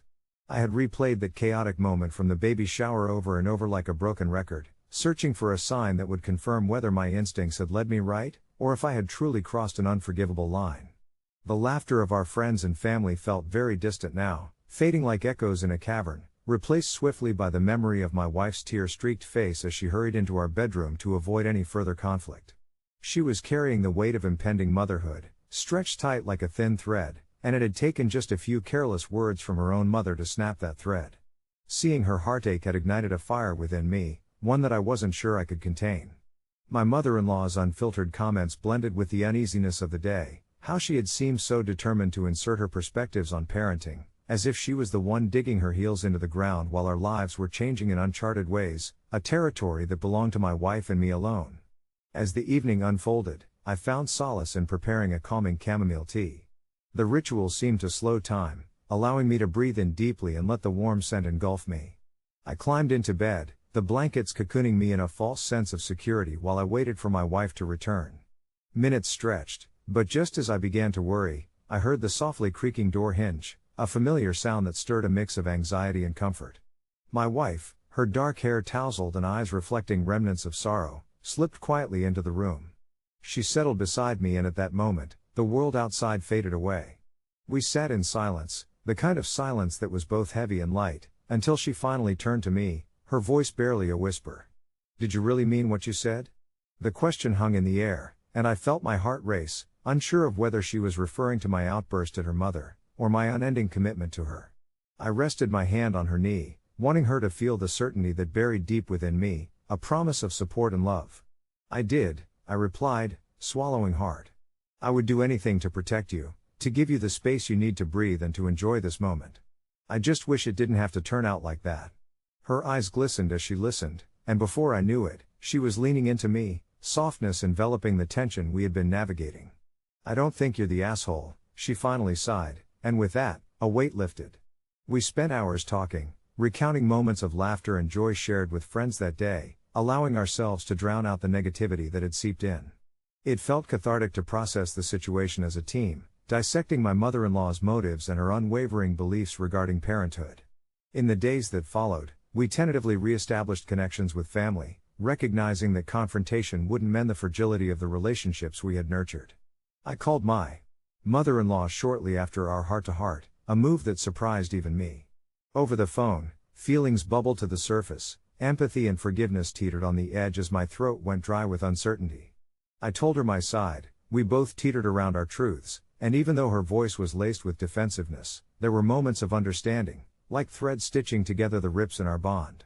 It was humbling to recognize that the older generation often has their own baggage, fears and regrets hidden behind open mouths, bursting at the seams during celebrations meant for joy. It wasn't easy to navigate those conversations, but every effort became a stepping stone toward healing. Gradually, we created a delicate truce. When the day of the baby's arrival came, weeks later, we stood together, hand in hand, in the delivery room, my wife exhibiting strength I had never witnessed. The moment she held our child for the first time, there were no words to describe the overwhelming rush of love and tenderness that enveloped us both. The air was heavy with realization. We weren't just welcoming a new member of our family, we were forging a deeper connection within our own little world, while learning how to coexist with those we hold dear, despite our differences. As we navigated through the chaos of new parenthood, family visits filled the days, and though at times, the air thickened with lingering tension, we remained vigilant, united in our commitment to each other's happiness. And perhaps that moment at the baby shower, messy as it had been, allowed us to find clarity in our approach to love, communication, and the intricate tapestry of family life. Months later, we embraced the chaotic beauty of parenthood, friends texting late into the night, laughter bouncing off the walls of our once quiet home. The lessons learned from that day remained etched in my heart. I no longer saw motherhood and family as simple constructs that existed in perfect harmony. No, it was a tumultuous sea that required navigating the waves of imperfections, one thoughtful action at a time. Looking back, I would never regret taking my wife's side that day, for it was in that instant I discovered the immeasurable depth of our love. And in the ebb and flow of family life, it became clear to me, as we rocked our newborn son to sleep, that it was well worth the storm I had waded through to find the calm that would follow. As the days turned into weeks following the baby shower incident, the emotional undertow still lingered, even amid the gentle joys of new parenthood. Our son, Caleb, brought enchanting smiles and moments of bliss I'd never foreseen, yet that single, charged moment with my mother-in-law felt like a weight clinging to my chest, an unwelcome cloud hovering over our sunlit days. My wife, Emma, had handled the fallout with such grace. She spoke to her mother multiple times, navigating an apology that I secretly hoped would bridge the gap in their relationship. Though I wanted so desperately to make things right, a quiet part of me felt that my actions were justified. Each time Emma picked up the phone to soothe her mother, I flashed back to that day, reliving my protective instincts, the icy chill of her words when she belittled Emma's fears about becoming a mother. It was uncharted territory for all of us. The little things that had once seemed minor began to feel monumental. As we decorated Caleb's nursery, laughing over colors and themes, I learned a lot about the fragile nature of our lives intertwining. Every department of parenting was steeped in endless questions, yet those moments forged bonds even tighter than I'd ever experienced. I remember specifically one evening, wrapped in a cozy blanket, Emma nursing Caleb while I sat close, watching them share an intimate world of their own. In those tranquil moments, I wiped away insecurities about my role as a father and husband. Those vibrant emotions painted love all around me. But it wasn't long before I could no longer ignore the changes in Emma's demeanor. I noticed the slight downturn of her mouth, the glances she threw towards her phone as if waiting for a message that never came. After a few days of deliberation, I finally asked her if she wanted to reach out to her mother again. Emma sighed, her brow wrinkling as if I'd pressed on a still fresh bruise. "I wish things were different," she finally said, her voice trembling. "I didn't want a rift between us. She was always someone I leaned on." Her admission hung in the air, light but heavy with meaning. I wanted to heal the fracture that my reaction had caused, yet I also grieved for the rift I had helped create, feeling like I had been cast into the rolling waves without a life preserver. Gradually, I came to appreciate that even when we feared failure or confrontation, the need to confront uncomfortable truths was indeed the path toward resolution. One day, I encouraged Emma to write a letter to her mother, to express her feelings as authentically as she could without the pressure of a direct conversation that might stir the tide once more. It seemed therapeutic, piecing together thoughts that had flitted away amidst the chaos of emotions. Watching her pour her heart into that letter ignited a sense of calm in me. Life could be met through love, however imperfect, however messy. Weeks later, I returned home from work to discover Emma sitting in the living room, her expression a mix of anticipation and anxiety. "I heard from Mom," she announced quietly, gripping Caleb against her chest. The love in her gaze was infectious, simultaneously bringing peace and apprehension to my own heart. She explained how the letter had opened a door. The words flowed freely between them as if acknowledging the storm for what it was, without casting blame. Her mother, too, admitted her shortcomings and regret, recognizing the tempest that had brewed without her even realizing it. Their conversation meandered into a heartfelt exchange about expectations and the bonds that can both bind and separate family members. I could sense the heaviness lifting from Emma, creating space for laughter again, for joy, even among our challenges. Perhaps in some strange way, inviting her mother back into our lives would provide the companionship needed, not just for our son's milestones but also for the caregiving that would render our family life richer. Everything led up to the moment when we decided to invite Emma's mother to meet Caleb. On that warm Saturday afternoon, a few delicate clouds drifted across a sunny sky while the laughter of children reverberated through the air from nearby playgrounds. I prepared myself, half anxious but hopeful. Emma's mother arrived cautiously, her hands clutching a small gift, a soft blanket for our son. I couldn't help but see the nervousness in her actions as she approached, aware that old wounds were still healing beneath the surface. However, when Caleb gazed up at her with those bright, curious eyes, I saw something magical happen. Love blossomed amid uncertainty. As they shared clumsy but heartfelt moments in the nursery, it struck me how bridges could be patched and construable walls dismantled in small, careful increments. My heart swelled as I saw Emma guide her mother, pointing to Caleb's tiny fingers, her proud tone showcasing the sweet chaos of our family life. In that moment, I realized that we all carried our storms in different ways, yet together, we could find harmony amidst the noise. By facing not just my mother-in-law but my own fears, I learned that family doesn't come with guarantees, rather, it evolves, beautifully scarred yet resilient through the tides of time. We could only hope for a sturdy vessel, crafted from understanding and compassion, to sail us into calmer seas. And perhaps for now, it was enough. I never thought I'd find myself in a battle of principles with someone I loved, especially over something that seemed so trivial at first, a project that I only half listened to during a late-night chat on our worn-out sofa. My boyfriend Ben had always been the type brimming with creativity, a hyperactive mind buzzing with the latest genius ideas that flitted in and out of his consciousness. I could barely keep up, often nodding along, knowing he thrived in that space of wild imagination. But to me, ideas were just that, dreams waiting for the right moment. I, on the other hand, was more grounded, living my life by what made sense, especially when it came to finances. One calm evening, however, things took a turn. Ben excitedly shared his latest brainchild, a subscription service for personalized jars of homemade pickles. He envisioned people worldwide, savoring his unique flavor combinations and being inspired by his passion for pickling. The enthusiasm in his eyes was infectious, but all I could muster was a hesitant smile. As he continued, the idea sounded more and more ludicrous. I knew Ben, he lacked the business acumen to even set up a proper website, let alone manage logistics. When he asked for a few $100s to kickstart this vision, my heart sank. It was the first real moment of pause for me, where I realized that this idea, which he held so dear, wasn't something I could support. I suggested a thorough business plan or some trial runs first, but Ben's face fell. He accused me of lacking faith in his genius, and my initial hesitation quickly spiraled into a profound sense of guilt. I loved him, yet I feared enabling a dream that might lead to heartbreak. Days dragged on, filled with awkward silences and unspoken words. I would lie awake at night, wrestling with my thoughts, wondering if I was truly the one in the wrong for considering the practicalities over his dreams. Did wanting reassurance make me an obstacle in his creative journey? Or was I simply protecting our future? Eventually, I proposed a compromise. We could allocate a small portion of our savings to conduct a few test runs, perhaps even host a local tasting event to gauge interest. The immediate relief on his face was unnerving, turning into an easygoing laugh, but it felt like I was pitching a half-hearted agreement to soothe my conscience. Yet, in the following weeks, I noticed something beautiful emerging when we collaborated.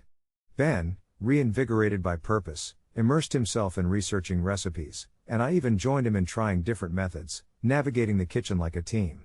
It became a bonding exercise of sorts, like stirring our love into each pickle jar, and slowly, anxiety morphed into excitement. Then came the day of the tasting event. I watched with bated breath as he presented his flavors to a small gathering of neighbors, friends, and onlookers. The joy on his face mirrored the glee of people who savored his pickles, and in that moment, I realized that my overarching fear of financial disaster paled in comparison to the happiness this endeavor brought us. I didn't need to abandon my principles, rather, I could support him while ensuring we tread carefully. The night ended in shared accolades and unexpected orders. The burst of laughter and shared dreams felt liberating. Reflecting on those moments, I learned that it wasn't just about my resistance to fund a failed endeavor, it was about navigating the balance between supporting creativity while honoring my grounded nature. In an ironic twist, a few months down the line, our pickle business, now affectionately named Ben's Brine, gained traction, drawing local vendors' interest, including a small deli that wanted to carry our products. While I still often struggled with the concept of financial risk, I began to appreciate the beauty of possibility. Still, I made a silent vow to remain cautious, ensuring that, while we dreamt big, our feet stayed grounded in reality. I realized love wasn't only about encouragement, it was also about clever navigation of ideas and support through practicality. Perhaps the struggle between imagination and reality was as indispensable as the flavors in our jars, melding into something uniquely our own. I would often smile at our journey, and one evening, after watching Ben meticulously pack orders, I felt an urge to share our story on Reddit, a blend of Ida and our /relationship sentiment swirling in my head. Am I the asshole for refusing to fund my boyfriend's genius idea? Seemed like a fitting title, but deep down, it transformed into a thread about two imperfect people forging a path together, where dreams and rationality coexisted in their own peculiar harmony. I pressed post and watched as comments poured in, eager to share our message of love and compromise with a world that might just need to hear it. As the comments started rolling in, my heart raced with a mix of excitement and trepidation. I found myself caught in a tide of responses, both affirming and questioning. Some users rallied behind my decision, calling it wise not to sink my savings into a risk that could lead to financial ruin. Others, however, championed Ben's creativity, urging me to believe in his vision, to have faith that sometimes the greatest risks yield the sweetest rewards. I leaned back in my chair, considering the dissonance of it all. Ben's genius idea, as he called it, was a subscription model for a quirky line of eco-friendly pet products. Think biodegradable chew toys and organic catnip laced with chamomile. The concept had merit and, more importantly to me, was a reflection of Ben's love for animals and commitment to sustainability, but the financial commitment weighed heavily on my mind. I imagined what it would be like to face our friends and family if everything went south. No one seemed to share the fantasy of becoming an overnight success, and I worried that my determination to be practical would be painted as lack of support for his dreams. That night, after reading through countless comments that felt like both validation and scrutiny, I sat on the couch while Ben scrolled through social media. I watched him, the light from the screen casting shadows that flickered across his face, and I felt a warmth surge in my chest. Beneath the layers of my doubt lay a deep love for him and a recognition of the immense effort he was putting into his idea. When he mentioned his plans for a booth at the local farmers market the next week, my heart sank. It felt like a band-aid being ripped off over a wound I hadn't fully addressed. I decided it was time to talk. Ben, can we chat for a minute? I asked, my voice wavering slightly. He paused, glancing at me with those bright eyes that exuded both hope and a hint of vulnerability. We sat together, our knees almost touching on that old, worn couch we'd picked up together from a thrift store. He watched me intently as I fumbled to find the words, my mind racing through all the implications and feelings. I want you to know that I admire what you're doing. Your passion for the eco-friendly concept is inspiring, I started gently, gauging his reaction. He nodded, a small smile breaking until I continued, but I'm really struggling with the idea of funding this venture. I let the words hang in the air, framing my concerns without diminishing his dreams. Ben shifted, his smile dimming slightly as he absorbed my words.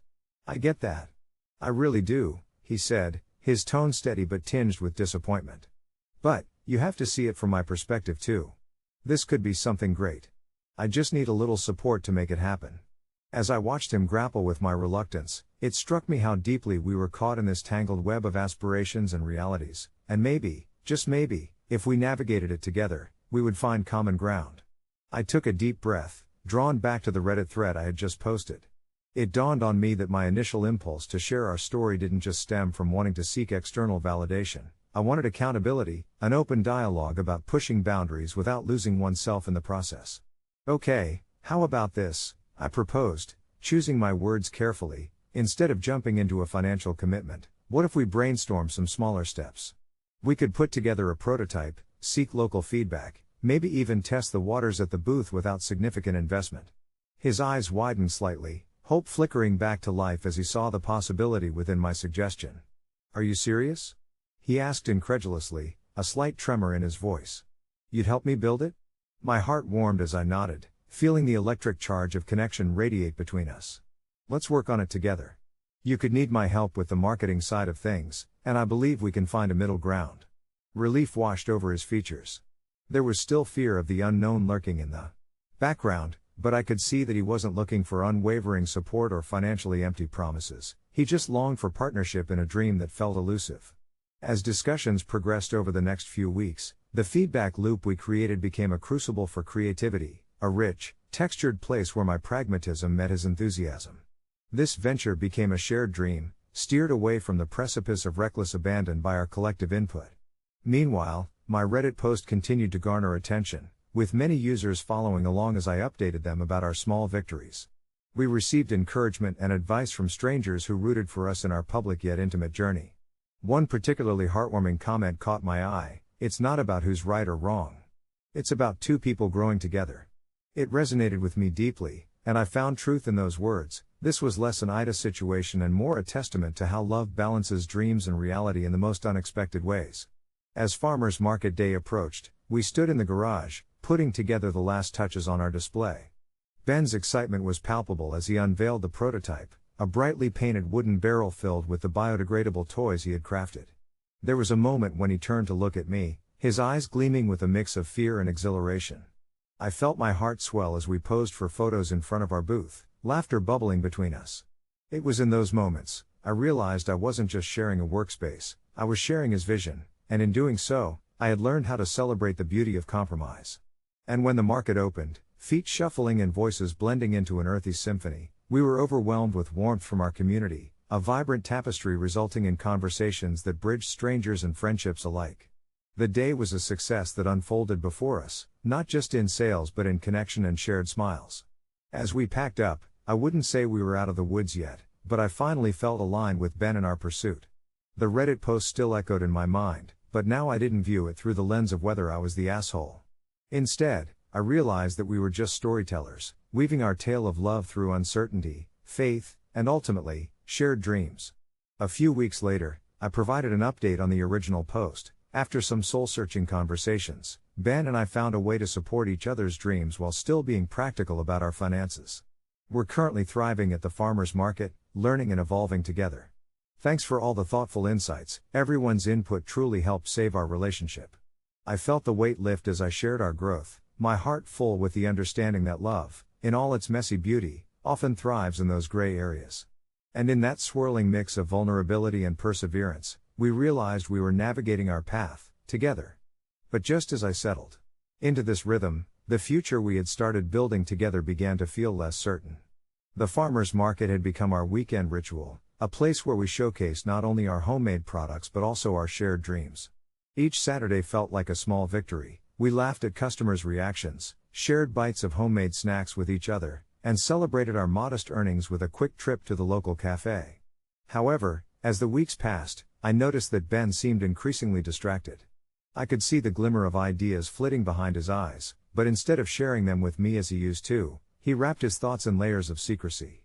One evening, after a brisk day at the market, I caught him sketching ideas in his notebook, a faraway look casting shadows across his face. "Hey, what's going on in that head of yours?" I asked, attempting to bridge the distance that had begun to grow between us. He glanced up, surprise mingled with something that felt ominous. "Nothing. Just some ideas for the next phase of our venture," he replied nonchalantly, but I sensed an undercurrent of something deeper lurking beneath his surface. It was then that I felt my heart flutter with unease, and I couldn't shake the feeling that a storm was brewing, and I was left without an umbrella. I pressed for more details, and with each question, I sensed him pulling further away, the bubble of excitement I had once felt about our relationship now punctured by simmering tension. After several days of half-hearted conversations, little truths began to unfurl like the petals of a flower refusing to bloom in harsh soil. One evening, over dinner, I took a leap. "Ben, I feel like we're not on the same page anymore. Are you really happy with how things are going?" The weight of my words hung between us, and his fork clattered against his plate. He looked at me, eyes wide, then opened his mouth to speak but quickly shut it again, glancing down instead. Finally, he let out a long breath. I've been thinking about expanding our business further than the market. There's a whole online community for what we do, and I want to tap into it." There it was, the floodgate had opened. His dreams were widening, and while that might seem beautiful, I felt a familiar turmoil rise in my chest. "That sounds amazing, but aren't we stretching ourselves too thin?" I asked, trying to mask the fear creeping in. "I mean, we barely have enough time as it is, and what about the risk? We can't just throw more money into something that might not work." His face hardened at my words, and in that moment, I felt the fragile balance we'd achieved begin to teeter. "I thought we were in this together, the whole point was to support each other," he replied, a hint of indignation sharpening his voice. As he spoke, I could see the flame of his ambition battling despair, but beneath it all, my own fear flared up in response. It felt like we were on two separate islands, and I couldn't even reach him on a bridge made of words. That night, I lay awake, replaying our conversation in my mind like a broken record. In just a matter of weeks, our quaint partnership felt strained under the weight of ambition and uncertainty. I found solace in the soft sounds of the nighttime world outside, crickets serenading me as I tried to quell my worry. The following days bore the weight of unspoken words, and our once lively market days morphed into a quiet ritual of forced smiles and muted laughter. Ben seemed more electric than ever, distant but burning with ideas that fed off my fears. I couldn't help but wonder if his vision for our business included a space for me at all. It took several days of silent simmering before I reached a breaking point. One Saturday, during a lull between customers at the market, I confronted Ben again. What if we come up with a clear plan together, instead of you going ahead solo? I want to support you, Ben, but I need to feel included in what we're building. Your dreams matter to me, but so does our partnership. His gaze met mine, piercing yet unsure, and I held my breath. The silence stretched between us like a taut wire ready to snap. Slowly, realization seemed to dawn upon him, the anger fading just a little to expose a flicker of understanding. I guess I didn't consider how my ambitions have started to push us apart. I was so focused on getting ahead that I forgot why we started this together in the first place. I felt a swell of relief wash over me, as if a heavy curtain had been drawn back, allowing sunlight to seep into the stifling darkness of my worries. After that, something shifted between us. Ben began including me in his brainstorming sessions, drafting plans together late into the evening, and for the first time in weeks, I felt my enthusiasm reignite. We created a strategy that both respected his dreams and acknowledged our limitations, crafting a delicate dance between risk and reward. As we navigated our way through that process, it became clear that this journey wasn't just about individual aspirations but about weaving our dreams together, one thread at a time. With renewed energy, we launched our online store, balancing our market presence with the new venture. Month by month, sales grew, ideas flourished, and miraculously, so did our relationship. It wasn't without its bumps. Some nights ended in frustration when technology failed us or when we faced competition that made us second-guess our approach, but we learned to communicate through the challenges instead of around them. In those moments of doubt, we would often revisit that original post I had shared on Reddit, the one that had stirred so much conversation and reflection. It became a reminder of the messy and beautiful journey we were on. Our different facets started to harmonize, turning discord into a beautiful melody that felt uniquely ours. Eventually, as I looked back on that time, I realized the power of love not only to lift us up but to ground us in the essence of who we are. Our experience at the farmer's market became not just a business endeavor but the backbone of our relationship, a shared narrative where our hopes intertwined like the strings of a well-played instrument.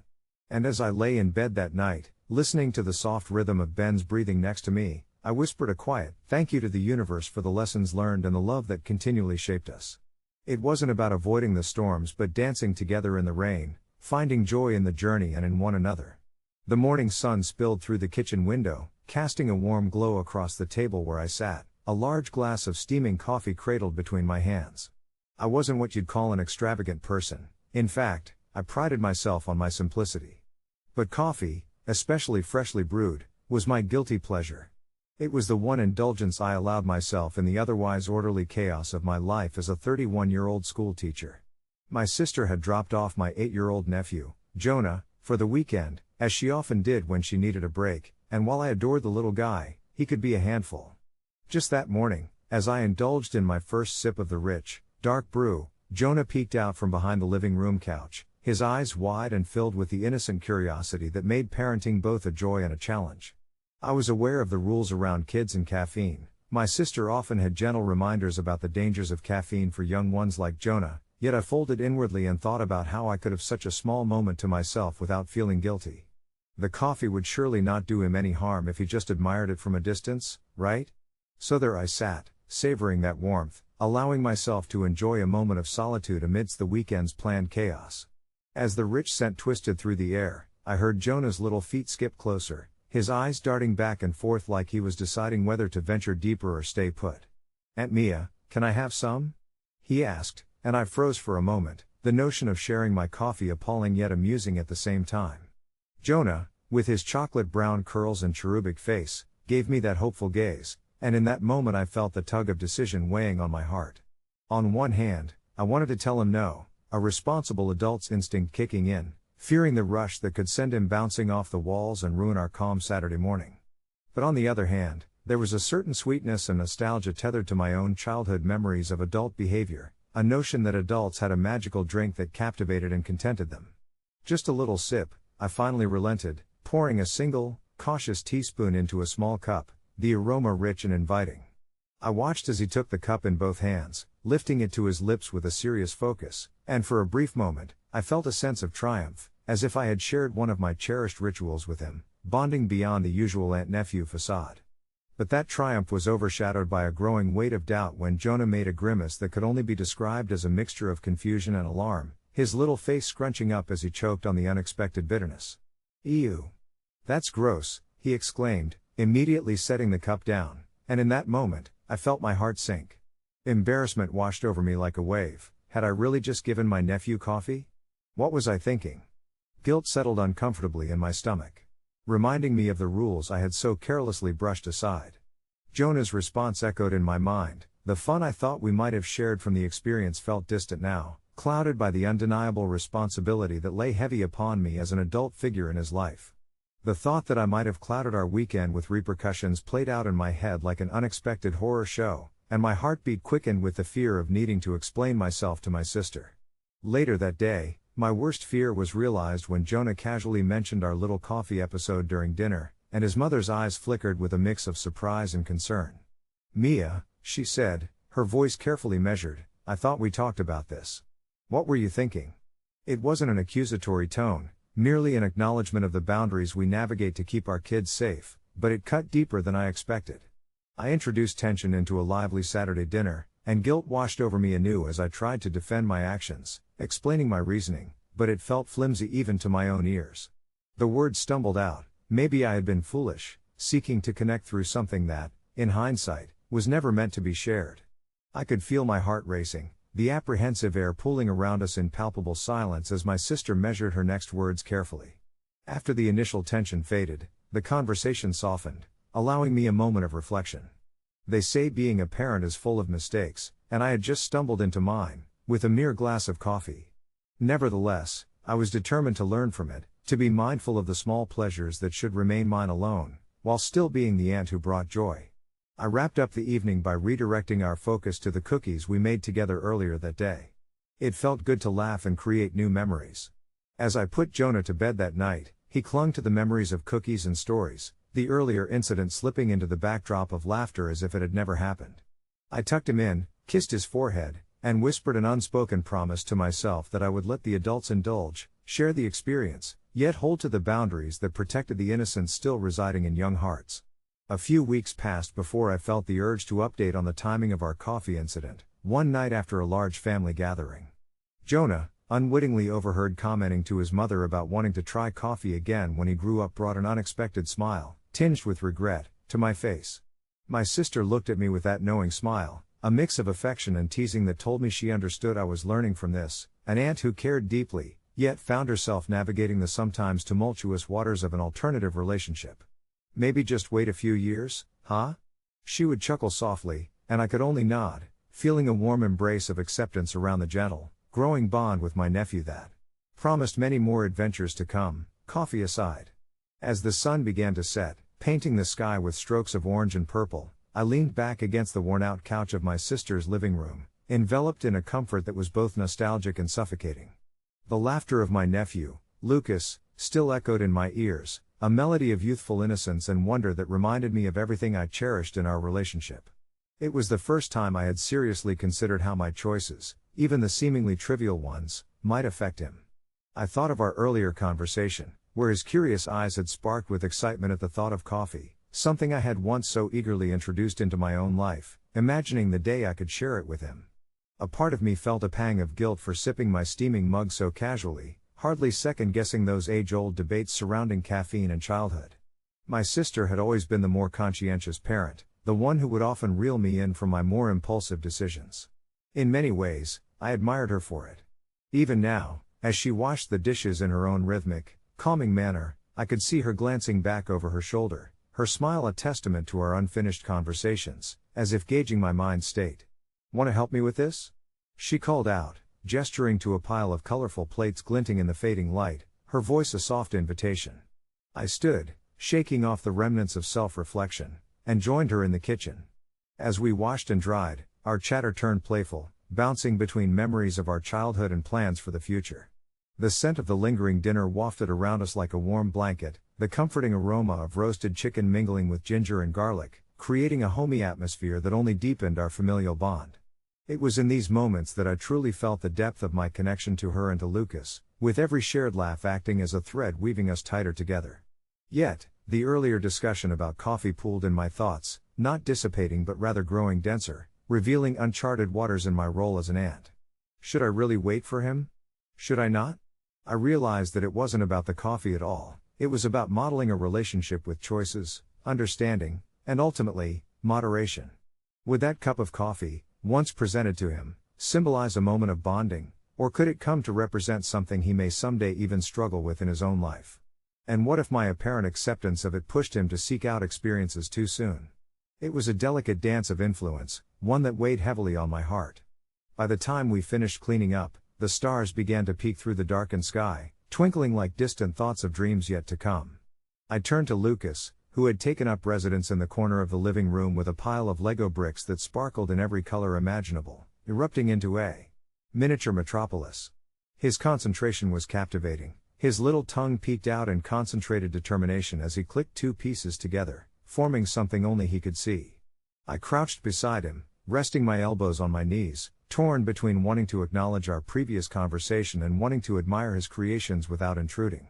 "What are you building?" I asked, genuinely intrigued. He paused for a moment, glanced at me, and in his innocent wisdom replied, "A cafe. You can have coffee there, and I'll have lemonade. Maybe after we finish building, we can have a pretend coffee party." That beautiful blend of imagination and earnestness brightened my heart. His words shifted my perspective entirely. Instead of thinking about coffee as a potential source of conflict, I started to envision it like this magical centerpiece of an adventure, one where we could share not just drinks but laughter, stories, and dreams. There in that moment, understanding blossomed. Perhaps it wasn't about the right age for coffee but rather about creating safe spaces for experimentation and growth, together. I leaned in closer. "That sounds perfect, buddy. But let's keep the lemonade flowing first, maybe?" We both laughed, and I could feel the weight of uncertainty slipping from my shoulders like a fading shadow. Hours passed in what felt like mere moments, the cafe of imagination taking shape before us. Our pretended coffee party blossomed into a storyline unexpected yet wholly refreshing. In that playful creation, I found myself as not just an ant but also a partner in adventure, letting go of predetermined answers and embracing openness instead. It was less about right or wrong, IDA labels, and more about connection, heart, and all the memories waiting to be made. As I tucked Lucas into bed later that night, he yawned widely, sleep creeping onto him like a gentle tide. I kissed his forehead and whispered goodnight, my heart swelling with the promise of more moments to come, both real and imagined. The warm embrace of family and joyous curiosity would forever be the backdrop to our memories, and while my inclination towards creating boundaries would always linger, I now saw clearly that love, laughter, and a big glass of playful imagination was more than enough to guide us forward. And as I slipped into my own bed that night, cozy under the covers, I couldn't shake the feeling that perhaps in our imperfect, vibrant tapestry of life, there was no real asshole, only uncontrollable love, transformative moments, and the chance to share in the whimsical journey of growing up together, sip by sip, lesson by lesson. The next morning dawned crisp and bright, the sun streaming through my bedroom window determined to brush off the remnants of last night's contemplative mood. I lay there for a moment, blinking at the sunlight as it nudged me awake, and replayed the previous day's events in my mind. My thoughts flickered back to my nephew, a small whirlwind of laughter, mischief, and boundless energy that he was, and the peculiar mix of apologies and conversations that flowed between my sister and me. It was as if a gentle wave had washed over our relationship, yet another layer added to an already profound bond that had been built over years of shared stories, both poignant and silly. As I pulled on my favorite oversized sweater and ventured into the kitchen, the rich aroma of brewing coffee wafted through the air, a familiar embrace that welcomed me to the morning. I paused, contemplating how a simple morning ritual could transform into something deeper. The bubbling of the coffee machine harmonized with the soft chirping of birds just outside my window, working together to set the stage for a new day of connection. Just then, the kitchen door swung open, and in came my nephew, his hair tousled with sleep and eyes wide with excitement. "Auntie," he shouted, a huge grin stretching across his face, and I felt my heart swell. Here he was, full of potential, and I wanted nothing more than for him to know the warmth of genuine connection, even if it came with a side of caffeinated misunderstandings. We concocted a plan, a departure from our usual weekend routine. Today would be a day of adventure, designed around the imaginative whims of a 5-year-old. We decided to transform our small backyard into a coffee shop, complete with a makeshift menu scrawled on a piece of cardboard and a tea set I unearthed from the cupboard, which would serve our coffee, Hot chocolate topped with whipped cream, of course. Tossing on our shoes and bursting outside, my nephew and I giggled as we pretended to grind coffee beans with theatrics, his little hands mimicking the motion dramatically as if he were an acclaimed barista. As the morning ebbed away, we turned our little shop into a flurry of activity, inviting my sister to join in on our fun. She chuckled along with us as we filled cups with chocolate, adorned with colorful sprinkles and chaotically topped with whipped cream. Each sip was a burst of joy, a testimony to the little moments that mattered so much. We served imaginary customers, took requests, and my nephew delighted in pretending to be the chief server, wearing a makeshift apron that hung like a shroud around his narrow shoulders.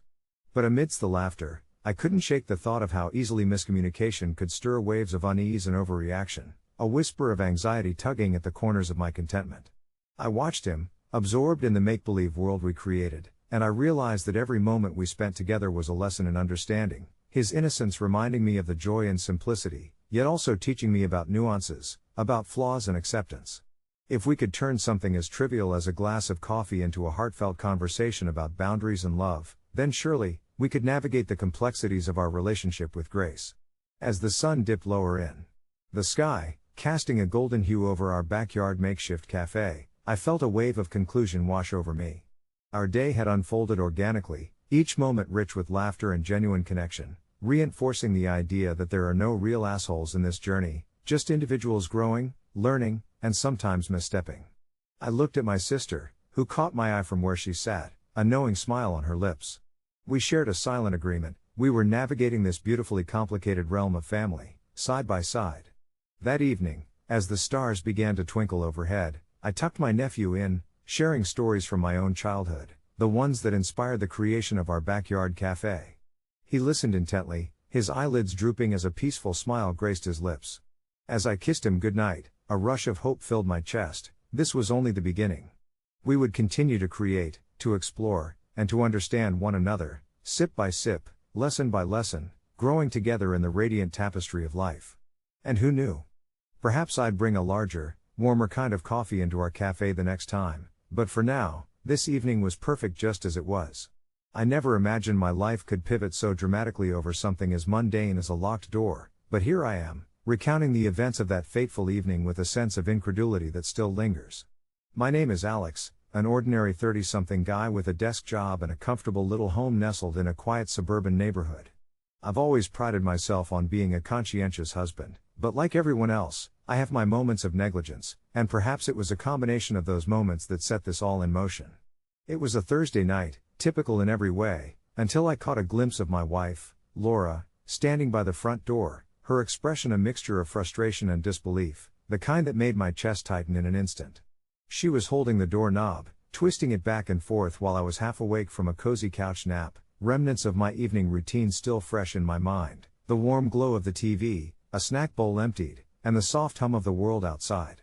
Laura asked me, with a sting of disappointment, if I had checked the lock after she'd gone to bed, and as I rubbed the sleep from my eyes, I realized I had utterly spaced on that detail, again. I shrugged it off at first, making casual remarks about how I trust our neighborhood and how we had lived there for years without incident. But in the back of my mind, I felt a creeping unease as I watched her react, her brow furrowed as she responded, "It's not about trusting the neighborhood, Alex. It's about being safe." A part of me wanted to laugh it away, to dismiss her concerns as overreactions like I once did during our years together, but as she continued to express her frustration, I felt a knot forming in my stomach, linking back to my own lack of accountability. Was I really that oblivious? It became clear that this situation was a metaphorical lock waiting to be clicked open, revealing deeper issues that may have long since festered beneath our shared surface. Days passed, and the conversation wafted in and out of my mind, my interactions with Laura feeling increasingly stifled like the air on a humid summer day. I'd watch her move through the house, her movement subtle yet heavy with a sense of grounded concern, the way a cloud hangs low and suspenseful, threatening rain. I noticed the little things, the way she double-checked the locks on the windows during the day, her growing habit of closing the blinds earlier than usual, her hesitance to walk to the mailbox alone. The peaceful rhythms of our life together felt interrupted as I tried to ignore the gnawing sensation at the back of my mind. The evening we normally spent side by side on the couch morphed into quiet, fragmented moments filled with awkward silences. It all came to a head one night when I returned home later than usual after meeting some friends for dinner. There she stood in the living room, awaiting my arrival like a lighthouse beacon cutting through the fog, arms crossed with a stern look on her face that I'd never seen aimed directly at me. I opened my mouth to greet her, but the words caught in my throat. I could sense it was more than just the locked door. "Did you even check the door?" Her voice was steady but tinged with a puncturing edge that stung more than I cared to admit. I hesitated, the silence stretching into a chasm. "No, I didn't," I finally admitted, the echo of those words reverberating through the room like a confession made under duress. "I just assumed you had it." It felt pathetic, my own excuse evaporating into the atmosphere. My stomach twisted again, I could see pain flickering through her eyes, an emotion beyond mere frustration, a sense of betrayal, of being let down by me, the one person she should be able to count on. Suddenly, it struck me, it wasn't just about the door, it was about trust, about dependence, about the fragile threads that held together our relationship. I realized how much she leaned on me, expected me to be her rock, and I had neglected even the simplest thread keeping our safety intact. As we sat on the couch that night, the air thick with unspoken words and fragile hopes, I squeezed her hand and spoke softly, "I'm sorry. I thought I was being rational, but I wasn't being responsible. I promised to do better, to pay attention, to make you feel safe, not just when it's convenient for me." She responded by tracing her fingers along my palm, the tension easing as the minutes passed.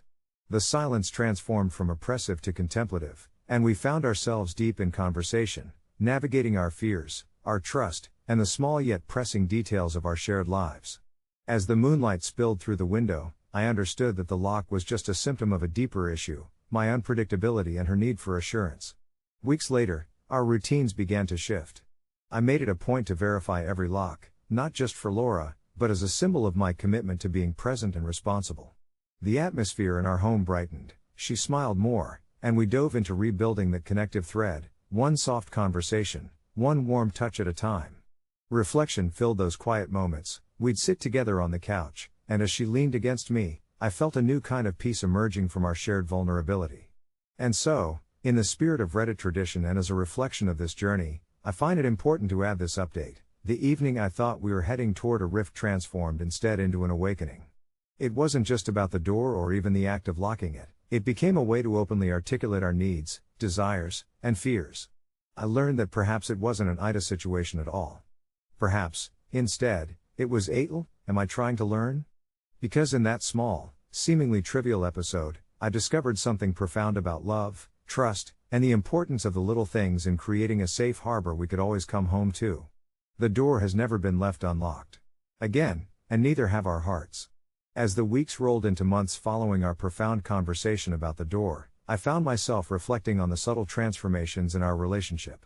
It became a game of sorts, where each night, as I prepared to settle into bed, I would gently remind Lucy to double-check the lock, teasing her playfully about my newfound security obsession. I could feel the fortress we were building, not merely around our home but within each other, grow stronger and stronger.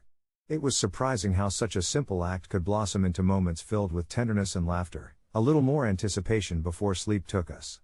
We began establishing new rituals, little habits that weren't mandated by duty but born out of a desire to nurture our partnership.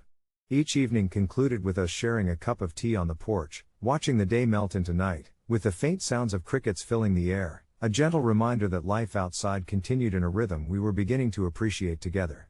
I started to look at our relationship with a new lens, where open communication became our foundation, and vulnerability, once a source of anxiety, transformed into our shared strength. I cherished those confiding moments with Lucy, preparing dinner together and laughing over burnt bread, the usual small talk evolving into deeper discussions about our hopes for the future.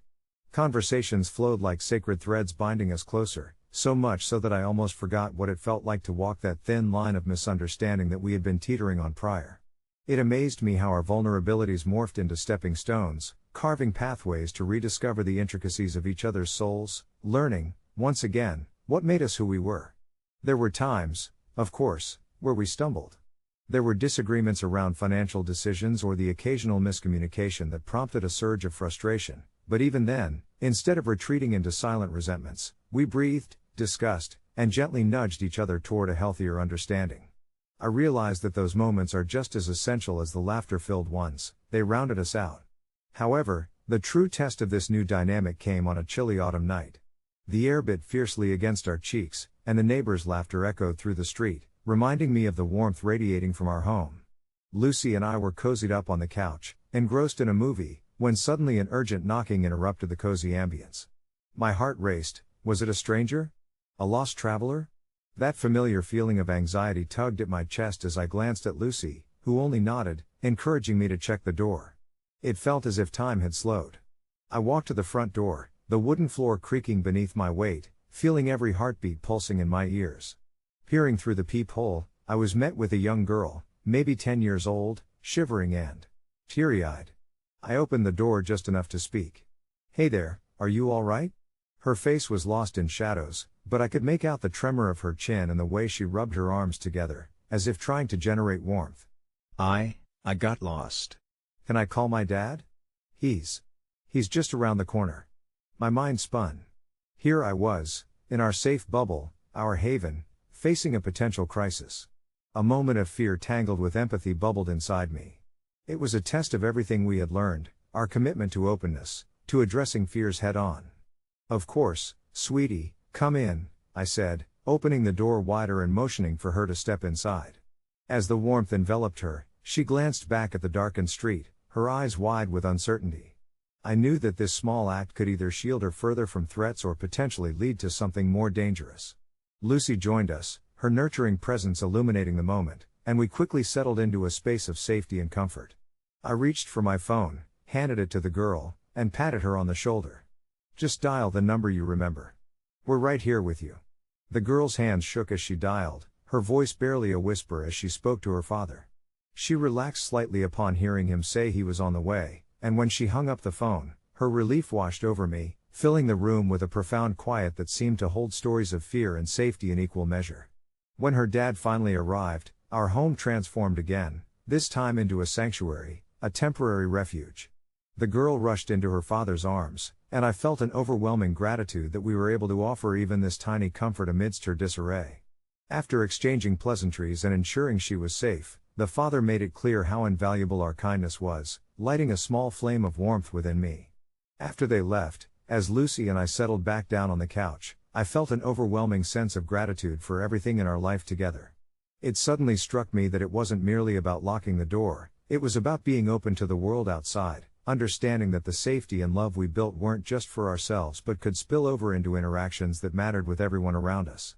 The door, once just an entryway to our home, had morphed into a symbol of our commitment to compassion and understanding, not just for each other but for anyone who crossed our threshold. I turned to Lucy, and we exchanged a smile filled with warmth and an unspoken promise that we would always remain open, vulnerable but secure, cautious yet loving, a true masterpiece of coexistence. And in those moments of quiet reflection, surrounded by the fading light of the evening, I finally felt the weight of the world lift just a little, reminding me that love doesn't simply build walls, rather, it constructs bridges that lead us back to humanity, again and again, one gentle reminder, one locked door, at a time. As the sun dipped beneath the horizon, casting long shadows across our cozy living room, I could feel the gentle hum of evening settling in, the kind that wraps you in a cocoon of comfort. Lucy had lit a few candles, their soft glow flickering in harmony with the settling tranquility of the night. It was a small ritual we had embraced, a moment of unwinding where the chaos of the day seemed to melt away. The warmth of her presence reminded me that we had crafted a safe space together, not just through the physical act of locking the door, but through the emotional openness we had nurtured in our relationship. Pacing softly, I felt grateful for this revelation, how something as simple as a door could serve as a metaphor for our willingness to safeguard one another's vulnerabilities. "Remember that night?" Lucy asked, her voice laced with a gentle nostalgia as she curled up on the couch, her eyes sparkling with memories. "The one where we both brainstormed a list of our fears?" She chuckled lightly, and I joined in, recalling a time when our insecurities seemed larger than life. We had laughed as we shared everything from mundane anxieties about work to deeper concerns about our relationship. That honest exchange had unknowingly paved the way for our newfound understanding of what it meant to connect, truly connect, beyond surface-level conversations. "Yeah," I replied, settling in beside her and draping an arm around her shoulders. "It's amazing how vulnerability can turn into strength if we let it." The moment felt precious, the world outside blurring into insignificance as we cocooned ourselves in this intimate bubble of safety. We began to share not just our fears, but our dreams, each whisper more soothing than the last, forming a tapestry of hopes that we would nurture together. I felt a rush of contentment, realizing that each lock I checked, each door I secured, was a commitment, an act of love that transcended fear and doubt. As the bits and pieces of our evening unfolded, conversations sparked like fireworks, our discourse ranging from future vacations we dreamed about to our desire to bring a pet into our home. Lucy was still talking about getting a dog, something I had initially hesitated over, wary of the added responsibility, but the way she spoke, her eyes lighting up at the thought, began to chip away at my resistance.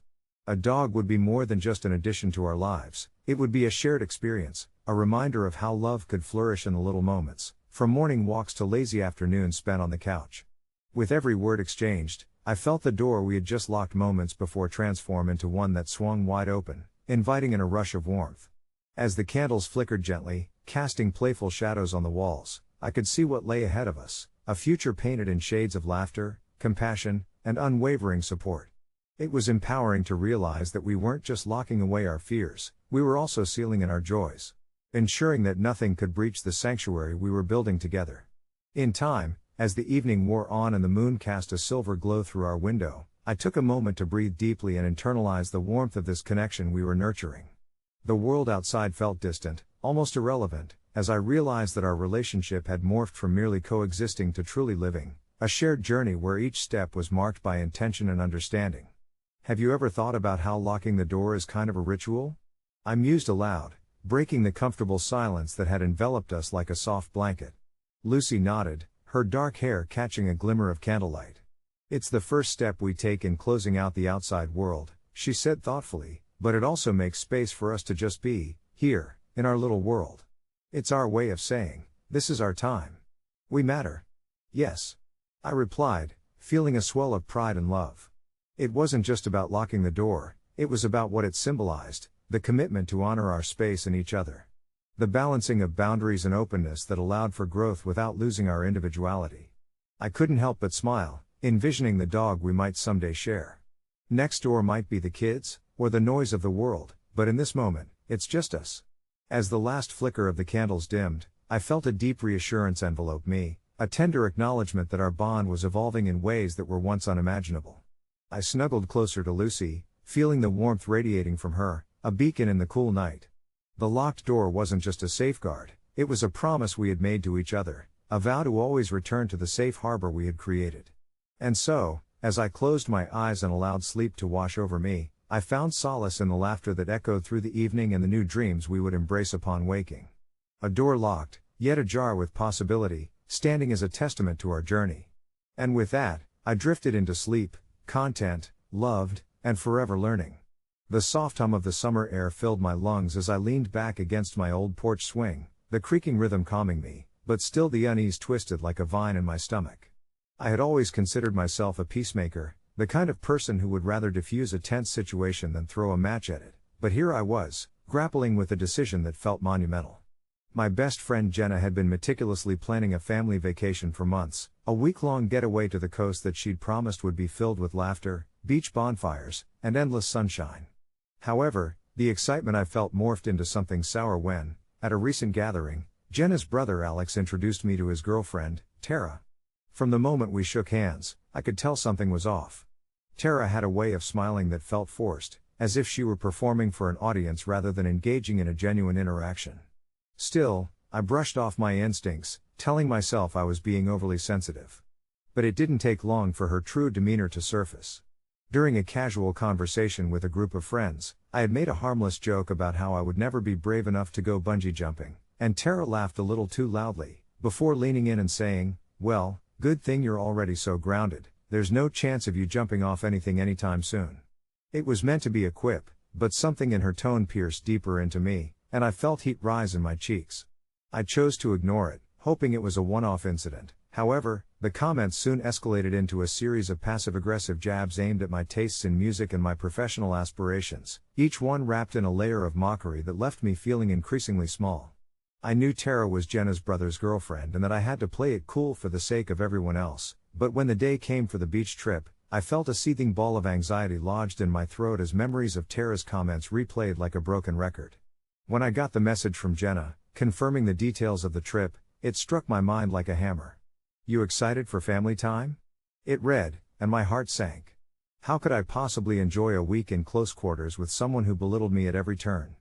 Thoughts raced through my head. It seemed so trivial on the surface, but I had always been taught that you should trust your gut, no matter how small the issue may seem. Should I express my concerns, tell her what her brother's girlfriend had done to me? Or would it make me seem overdramatic, an asshole ruining a family vacation? I wrestled with myself throughout the night, tossing and turning until morning brought clarity, not resolution, but clarity. I had to make a choice, either go and endure the taunts or cut my losses and cancel my reservation, which felt like a betrayal against Jenna, who had so eagerly planned this trip. As the sun rose, I decided that I wouldn't attend this trip. I thought about how I deserved to be treated better, that allowing Tara to ruin something I had looked forward to would only deepen my frustration. I sent Jenna a calm and thoughtful message, explaining my feelings and why I felt I could not join them this time around. I poured my heart into those words, conveying that it wasn't her fault, and nothing to do with the family. It was about wanting to protect my own peace. The response came quickly, and my stomach churned as I watched the 3 little bubbles appear and disappear, Jenna typing and erasing, typing again. Finally, her message arrived, "I'm sorry. I had no idea. Do you want to talk about it?" In that moment, a wave of relief washed over me. I had chosen the right path. We talked later that evening, and I explained my experiences with Tara. Jenna listened patiently, her understanding soothing the wounds of doubt I had bandaged throughout the day. She expressed her apologies for me feeling uncomfortable, assuring me that she would discuss it with Alex, but also emphasized that she knew how hard it was to navigate complicated relationships within families. As we talked, something began to shift in my perspective. Perhaps Jenna wouldn't harbor resentment towards my decision after all, and with that thought came a mix of gratitude and sadness. It felt liberating in a way I hadn't anticipated. We ended our conversation with a casual promise to hang out soon, just the two of us. A few days later, I received a call from Jenna. "You won't believe this," she began with a laugh. After talking to Alex about Tara, he broke up with her. Apparently, she had been treating him that way too. Her voice cracked with laughter, but it wasn't malicious. It was clear Jenna found humor in the situation and validation in my choice to step away. As I hung up, I realized that I hadn't been the asshole I had feared becoming. I had done something brave, established boundaries. Sure, not everyone would understand my decision to skip the trip, but it felt undeniably right. I couldn't help but reflect on how sometimes prioritizing your own well-being could lead to a happier outcome than you'd ever expected, and as I settled back into my swing, the summer air cradled me like an embrace, reminding me that I had made the right choice.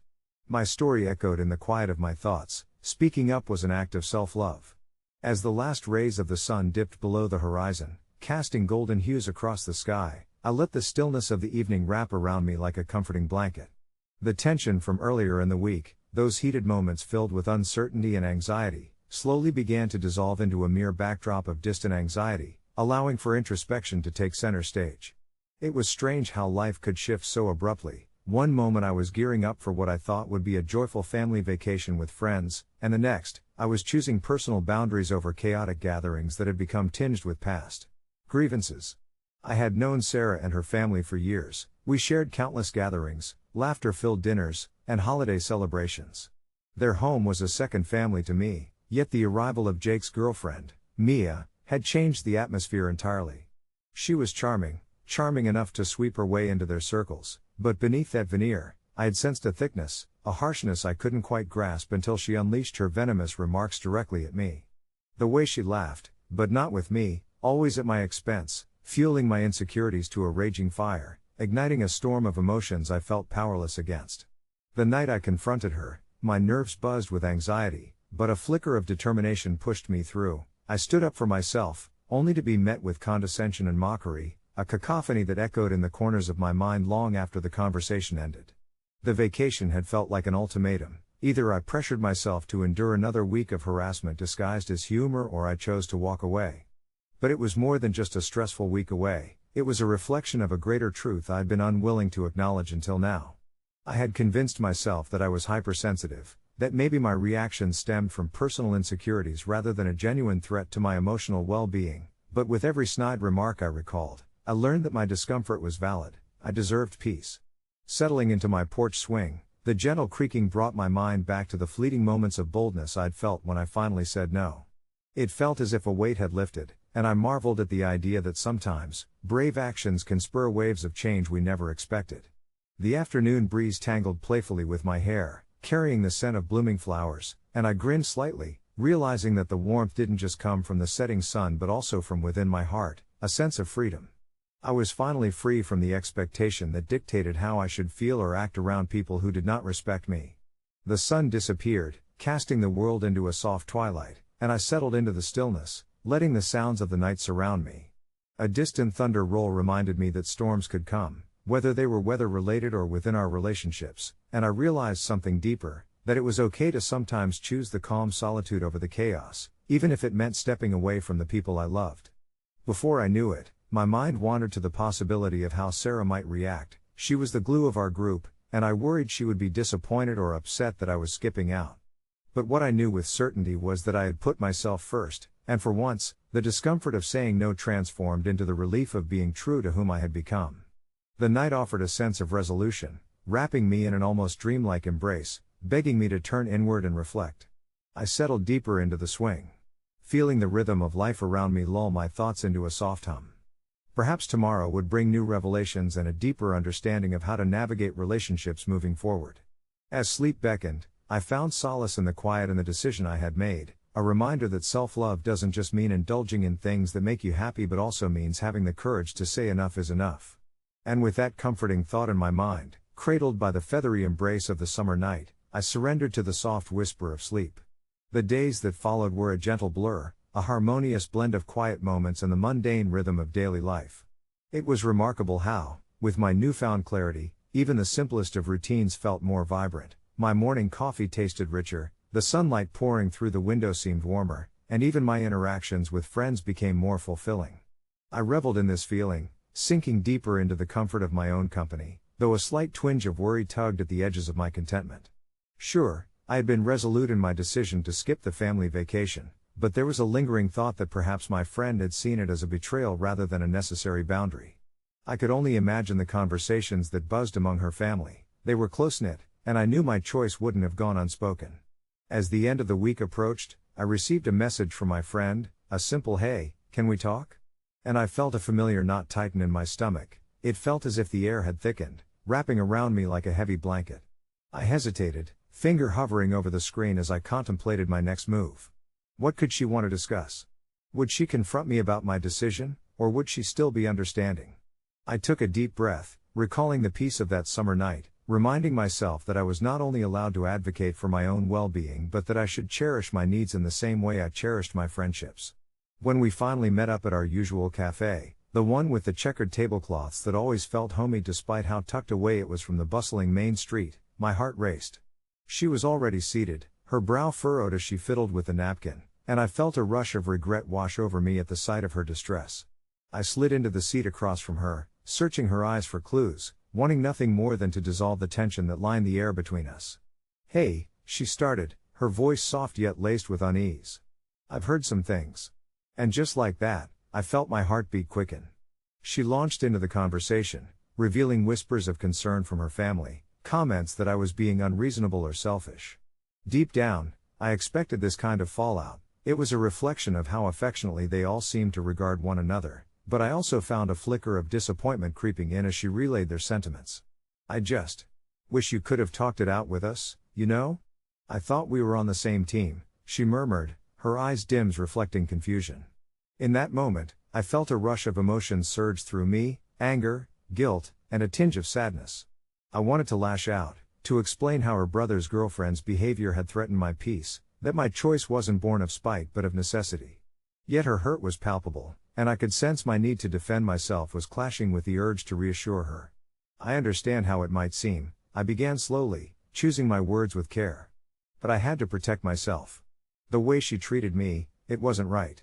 I tried to reach out to you, but every time I did, it felt like there was more tension, and I truly did fear what being around her would mean for me."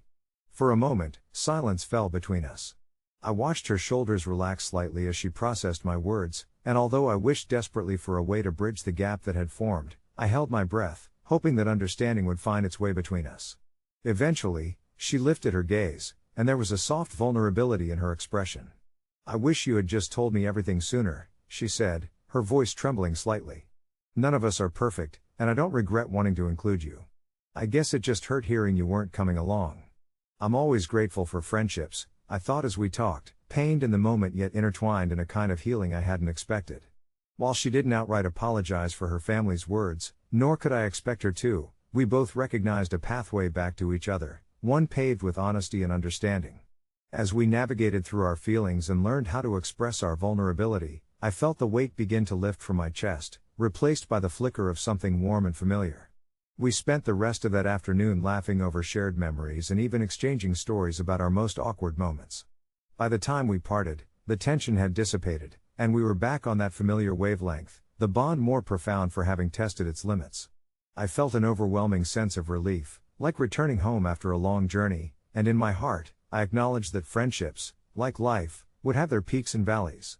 Weeks later, I received a postcard from their trip.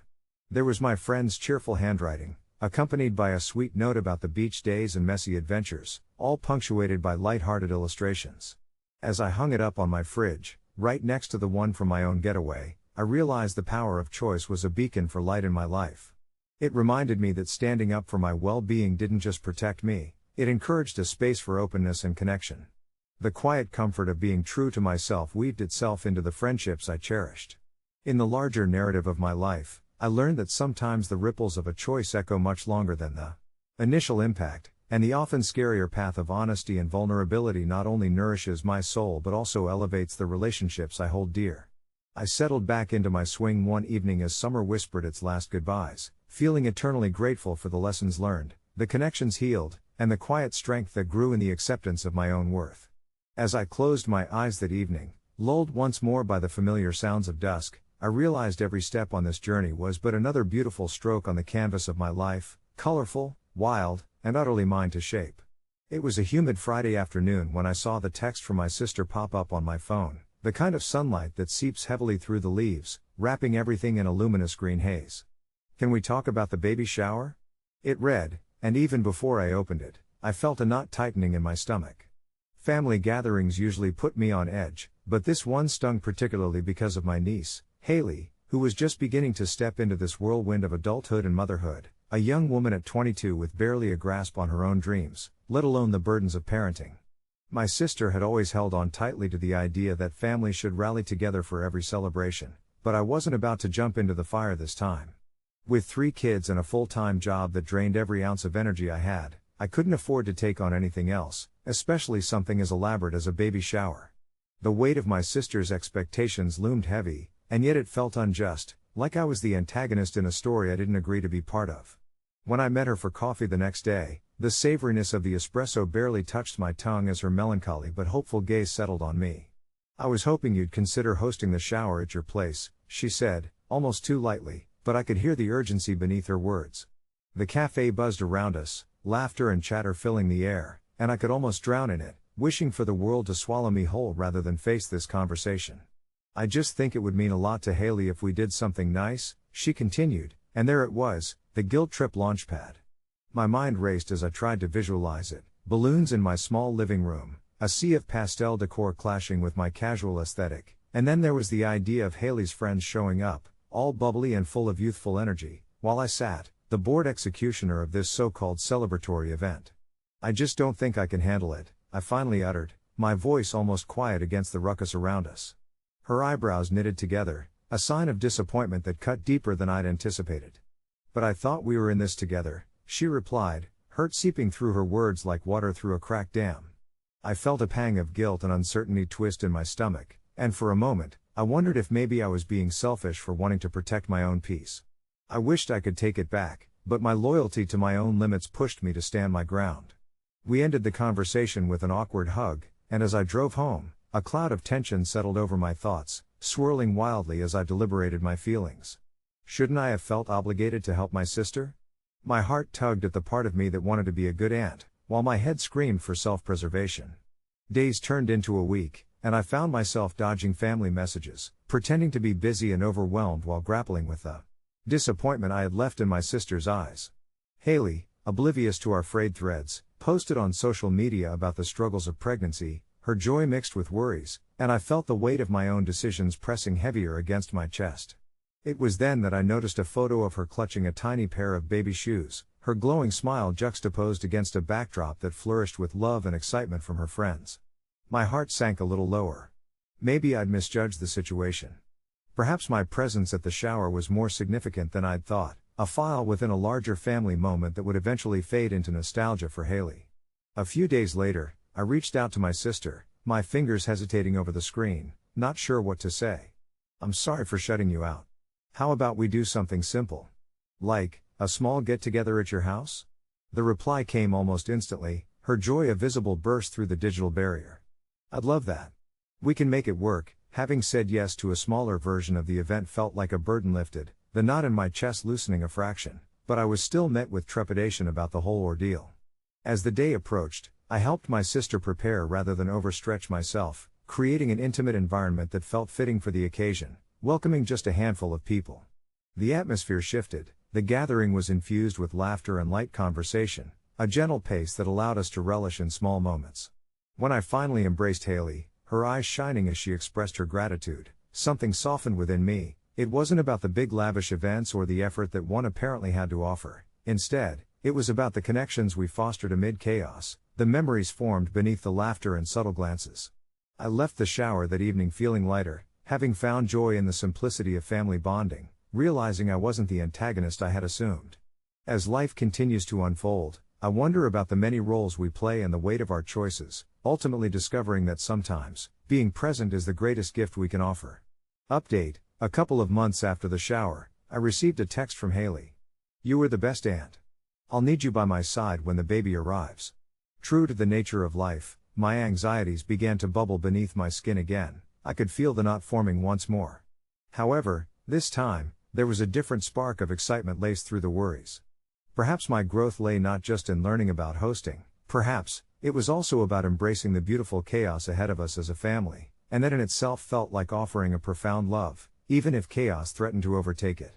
The weeks that followed were a whirlwind of preparation and adjustments. I found myself caught somewhere between the anticipation of Haley's arrival and the heavy weight of my self-doubt.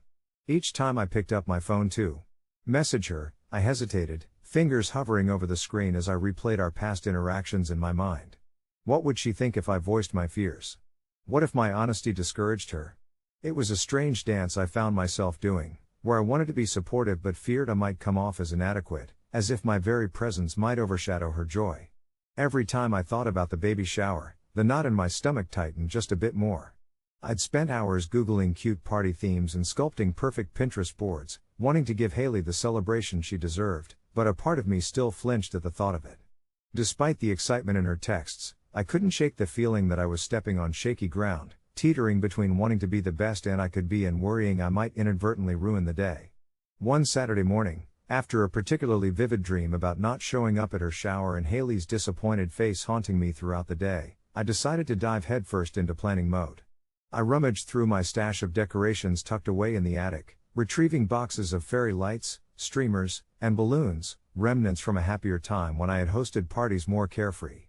Dust motes floated in the sunlight filtering through the windows, and I took a moment to breathe in the nostalgia, memories of laughter and laughter-filled nights swirling around me.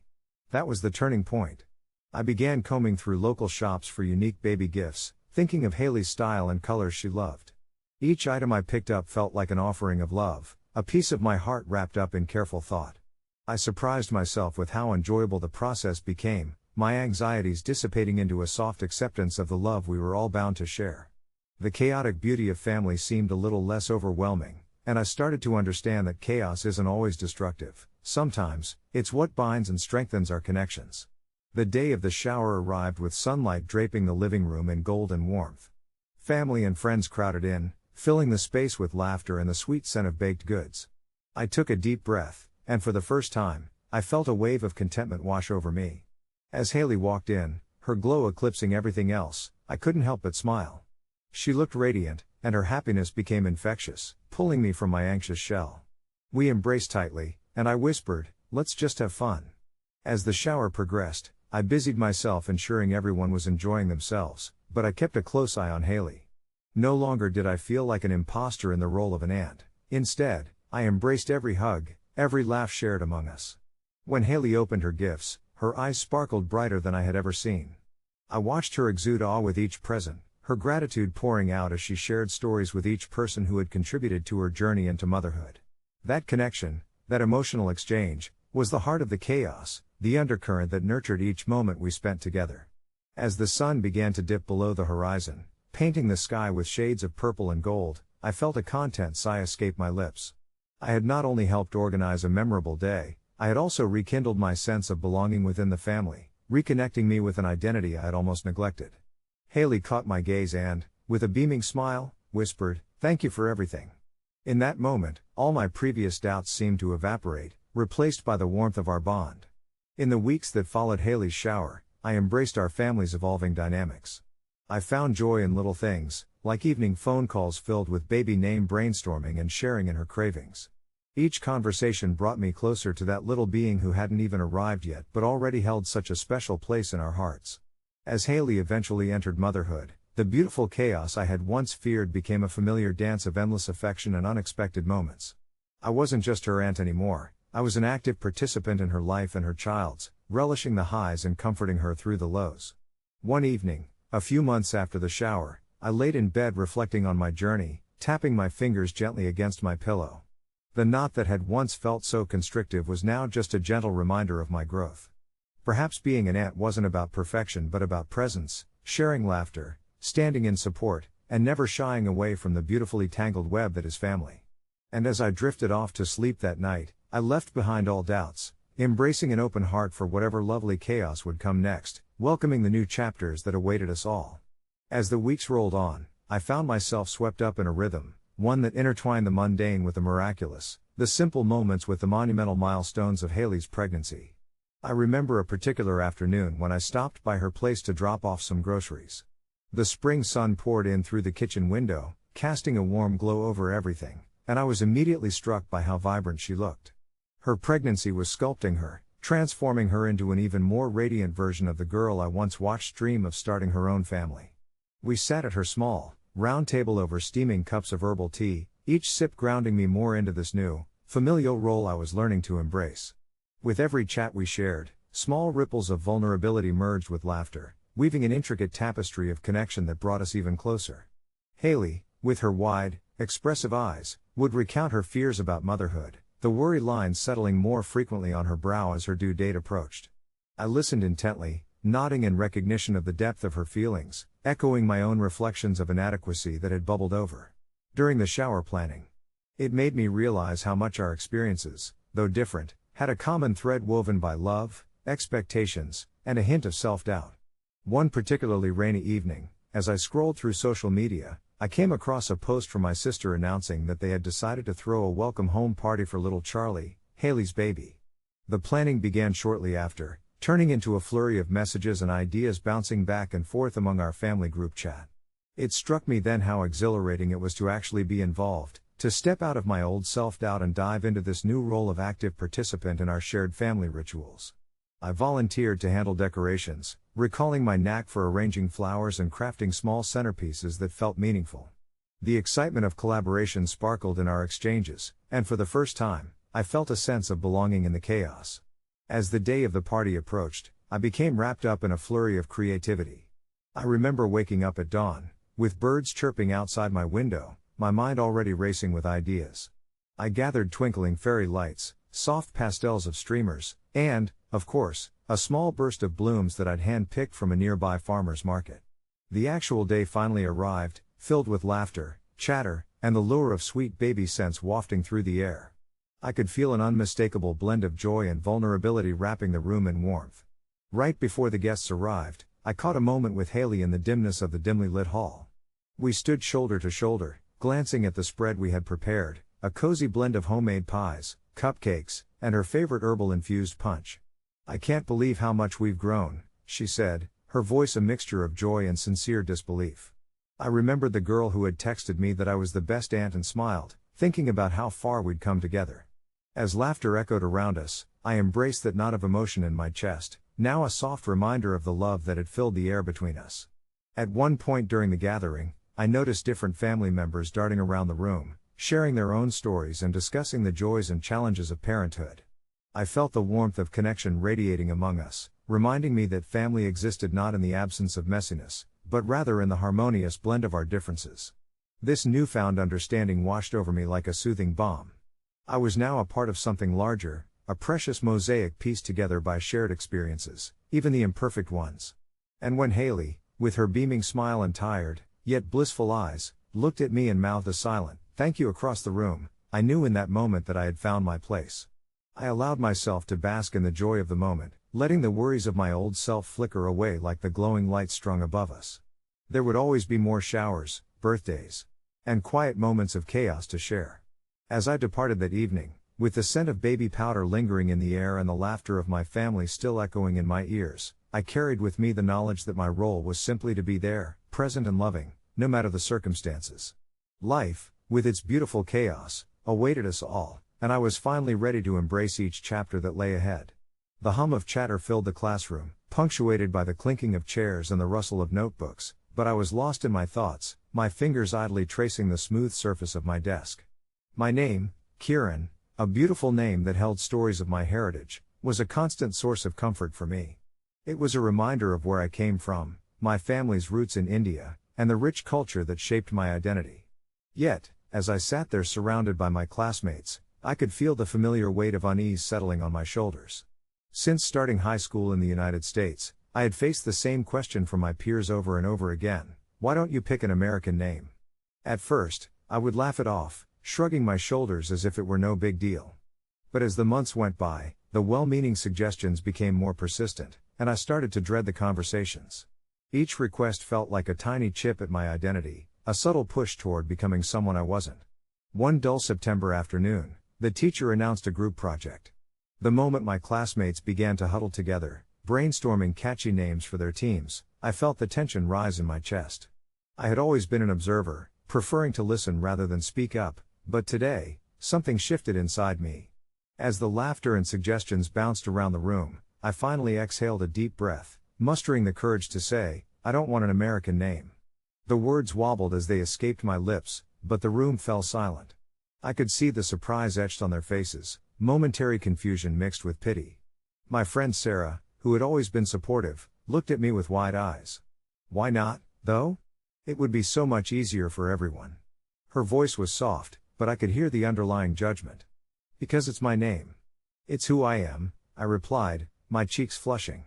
The room shifted slightly, and I could sense a mix of discomfort and curiosity splashing through the group.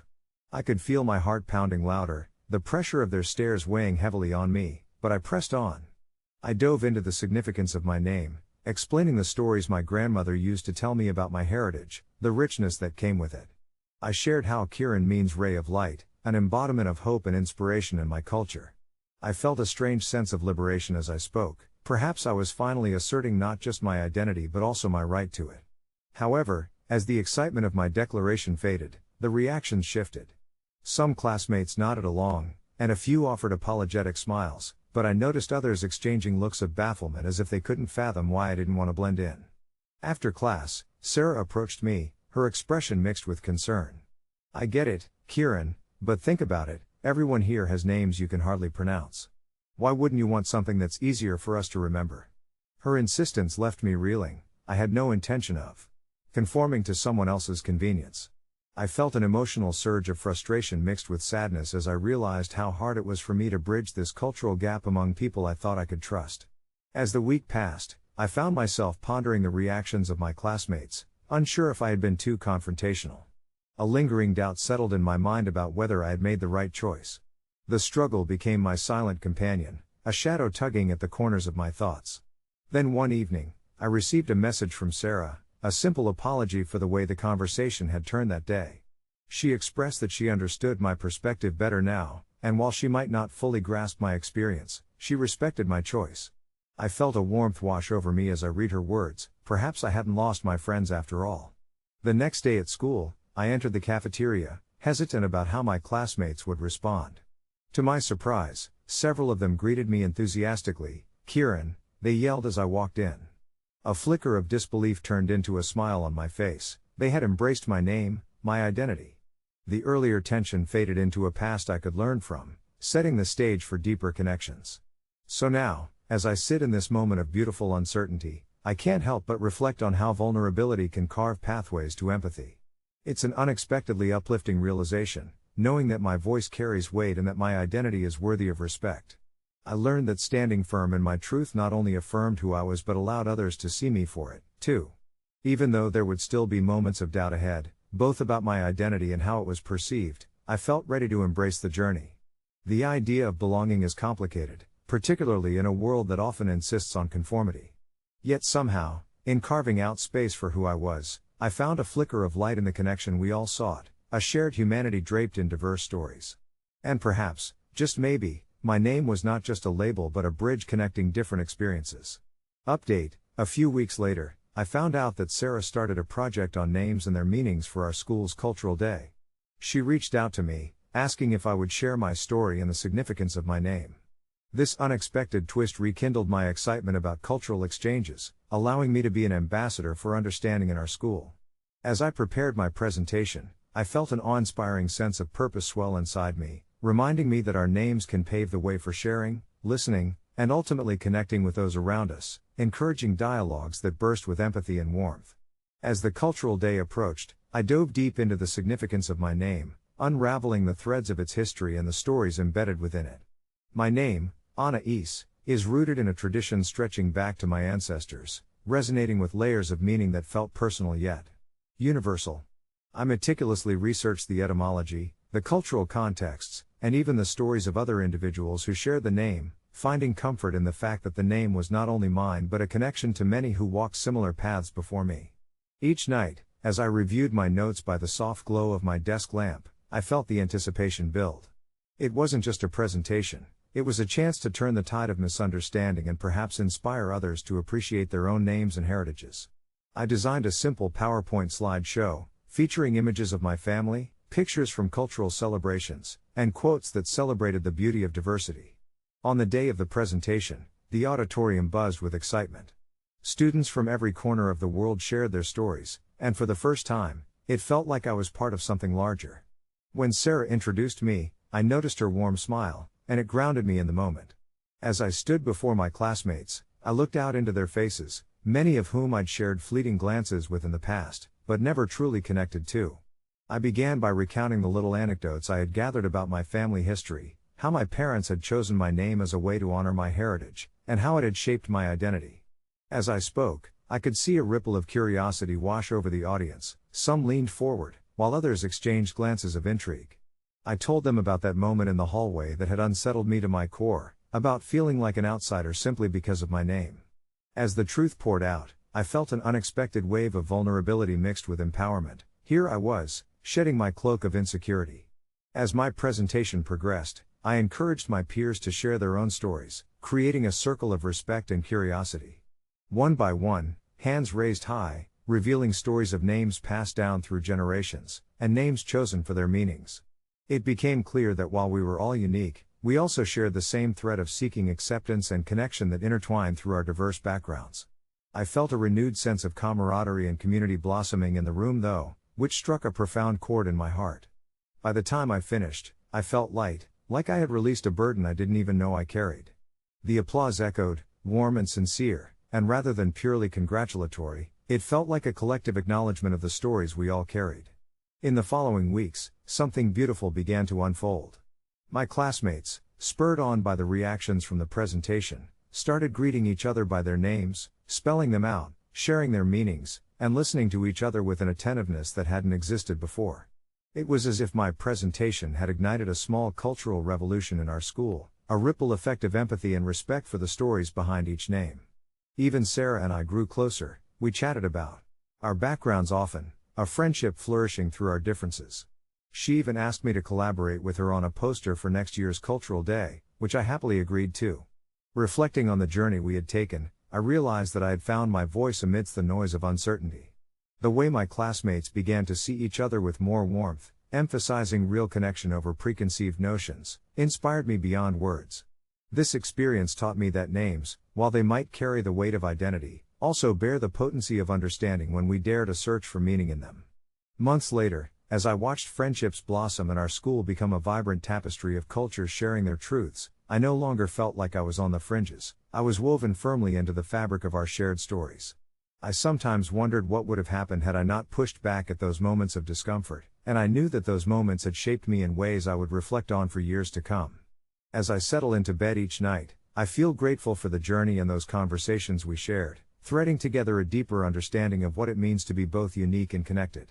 Update: a few weeks later, I was surprised to receive a message from a girl from another school. She explained how my story had traveled through social media, inspiring her to share her own name and its meaning in her school project. She thanked me for encouraging her to embrace her uniqueness and engage in dialogue about her culture. My heart swelled as I read her words, realizing that this ripple effect was much larger than I had ever imagined. Maybe, just maybe, our names serve not just as labels, but as bridges to a world more understanding and accepting. All we need to do is start the conversation. As her message lingered on my phone screen, I felt a new surge of motivation, a drive that pushed me to think even bigger about how I could spread this message of cultural appreciation and self-acceptance. Inspired by the girl's heartfelt words, I decided it was time to take my presentation beyond just my school. I wanted to open the door for others to share their stories too. I reached out to Sarah, who had ignited this journey for me, and proposed that we host a small event, an evening gathering where students could come together to talk about their names, share their heritage, and explore the significance behind cultural identity. To my delight, she was immediately on board, and we began brainstorming ideas that would make the event not only inclusive but also engaging. We settled on the theme names, our stories, our voices, and decided to create a cozy atmosphere filled with warm lights, cushions scattered on the floor, photos from our homes, and traditional snacks that represented various cultures. As word spread through the school, I placed an open invitation for students from neighboring schools to join us, eager for as many voices as possible to be heard. I poured my heart into crafting my presentation, aiming to highlight how names carry the weight of ancestral history and dreams, and how, through every pronunciation, we flick the pages of a wider narrative that we invite others to read. On the evening of the event, I stood at the entrance, my heart racing as I welcomed the first few students. My nervousness melted away as I noted the diverse faces filled with curiosity and anticipation. Students mingled, exchanging stories and laughter, while I observed a sense of connection weaving through the room, a tapestry made of words and shared experiences. As the gathering began, I took my place in the middle of the room, and as I shared my story, I could see nods and smiles affirming my words. It was a moment of pure magic. Everyone in the room seemed to connect on a level deeper than surface names. We were sharing pieces of ourselves. One by one, my classmates took turns sharing their own name stories, creating an unwavering atmosphere of encouragement. Some spoke of names laden with cultural significance, while others described the journey they'd taken in reclaiming or embracing their identities. I listened, entranced, as a shy boy revealed how his name, once a source of ridicule, now symbolized his family's resilience through generations. The event transformed into something monumental, a mosaic of voices each resonating with a unique timbre, wrapping around me in familiar warmth. As the night wore on, I realized this gathering had not been just an event, it was a reminder of the power we hold in sharing who we are. When it came time to close, I shared a few words of gratitude with the group, my heart full, acknowledging that every name told a story, their stories intertwined like threads in a larger fabric. Every participant walked away wearing not just their given names but also a newfound appreciation for their histories. A few days later, as I walked the school corridors, I couldn't help but notice how the atmosphere had slightly shifted. Conversations buzzed with a sense of openness, and I caught snippets of discussions about the importance of names and their meanings. One girl even approached me, shyly sharing that she had decided to embrace her traditional name instead of opting for a nickname. I felt a sense of pride, witnessing how one evening could spark such meaningful change. It was then that I recognized my voice had the power to inspire others, just as I had been inspired. Months passed, and that one event turned into a series of cultural dialogues at our school. From name stories to sharing family recipes, every gathering became a window into another world, creating a space where students felt seen and valued. It started as a simple exchange about names, but it grew to symbolize an acceptance of the beautiful diversity within our community. Reflecting back, I understood now that it was never merely about defending my name from being changed, it was about embracing identity. Recognizing that our unique stories could carve paths toward understanding. I often think of that girl who reached out to me, knowing that the ripples of our words had the potential to flow far beyond what we could foresee. Thoughtful conversations about names led to deeper connections, and through that, a newfound sense of belonging took root, not just for me, but for many others, transforming our school's narrative into one of diverse elements woven into a vibrant fabric. As I sat at my desk one evening, contemplating the journey, I smiled at the thought, in a world often fraught with misunderstanding, all we truly needed was the courage to speak, to listen, and to share names that encapsulated our history as well as our aspirations for the future. They say that family gatherings can bring out the best and worst in people, but I didn't realize just how deep the wound could cut until that Saturday evening at my cousin's house. It started innocently enough, the aroma of baked lasagna wafted through the air, mingling with laughter and the clinking of wine glasses. Family members gathered around, catching up, reminiscing, and sharing stories from the past, and I had joined in, feeling that familiar blend of comfort and anxiety. You see, I was always the sensitive one in the family, overly emotional, easily offended, so as I sat there, listening to tales of my cousin Lucy's recent engagements and her plans for marriage, my heart felt lighter amidst the cheerful banter. But then, in a twist I didn't see coming, Lucy, in her exuberance, turned the spotlight onto me. "What about you, Jenna? Still single? I mean, at your age?" She trailed off, a smirk forming at the corners of her mouth, while a few chuckles erupted around the table. In that moment, a familiar pang of humiliation rushed through me, clashing against the happiness around me like a sudden summer storm. I had always tried to take the high road, to brush off the barbs and the subtle criticisms, but this time, a suffocating heat surged through me, igniting a fire I hadn't anticipated. While everyone laughed, I felt the weight of my solitude pressing down hard on my chest. I noticed my mother's eyes dart towards me, filled with concern, but Lucy continued her teasing, commenting on how you can't be too picky as if my worth was reduced to my marital status. I smiled weakly, nodding along, but internally, I was anything but jovial. As the laughter settled, I decided to excuse myself, perhaps a walk would clear my head. I slipped into the kitchen, where the centerpiece of the gathering awaited, a stunning, beautifully decorated vanilla cake adorned with fresh fruit. It had always been a family favorite, and as its fragrant sweetness enveloped me, I felt the anger bubbling just below the surface. I didn't know what came over me, but suddenly the idea of taking that cake felt like a rebellious act against the emotional daggers lodged in my heart. In a moment of impulse, I cut a generous slice, placed it on a plate, and with my resolve set, I headed for the door. The cool evening air hit my face as I wrapped my cardigan around me tightly, trying to physically hold in the swirl of emotions that threatened to spill over. I drove home in a daze, the cake still resting in my passenger seat, and the weight of my actions began to settle in the pit of my stomach. Was I really so petty to leave a family gathering with what was supposed to be a shared joy, all because of a hurtful remark? By the time I reached home, I was engulfed by confusion and guilt. As the sun dipped below the horizon and shadows danced across my living room, I dropped the plate onto the coffee table, staring at the perfectly frosted slice as if it were an artifact of my latest emotional breakdown. I tried to convince myself it was about self-preservation, about valuing myself beyond what others deemed worthy, but I knew deep down I was struggling to find validation in the most childish of actions. Later that night, as I sat hunched over on my couch with that slice of cake in hand, the sweet flavor somehow tasted bitter on my tongue. I pulled out my phone, contemplating sharing my story on a Reddit community like Ida to get a sense of perspective, but instead, I spent my evening lost in thought, replaying the events over and over like a record on a loop. I knew I wouldn't be welcomed back with open arms after this little incident, but more importantly, I also recognized that the love I sought in the laughter of my family was something I needed to cultivate within myself. Sometimes, it's easier to blame others for our pain rather than confronting the inner void we're trying to escape. Days later, I volunteered to host the next gathering. It was time to face my fears, and yes, offer an apology, not for taking the cake, but for reacting the way I did. As I whipped up a new dessert, a bounty of chocolate truffle cake, I decided I would address the elephant in the room with a smile. Upon entering the room that day, I felt my heart race, and as I looked into the familiar faces of my family, I took a deep breath, ready to reclaim not just a slice of cake, but a piece of my happiness. And if that meant setting boundaries and communicating my feelings, then so be it. After all, sometimes family gatherings call for more than just good food, they demand a little honesty. As I stood at the entrance, cake box cradled in my arms, a slight wave of apprehension washed over me. I could already hear the laughter and familiar voices, each echo stirring a blend of nostalgia and dread. Family gatherings had never been easy for me, especially after last year's disastrous Christmas dinner, where playful jabs turned into a full-blown roast of my life choices.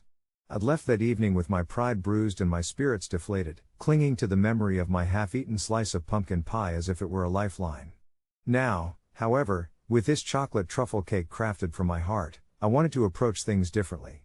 Maybe the key was to balance affection with honesty, to sprinkle a little truth into the convivial chaos of family life.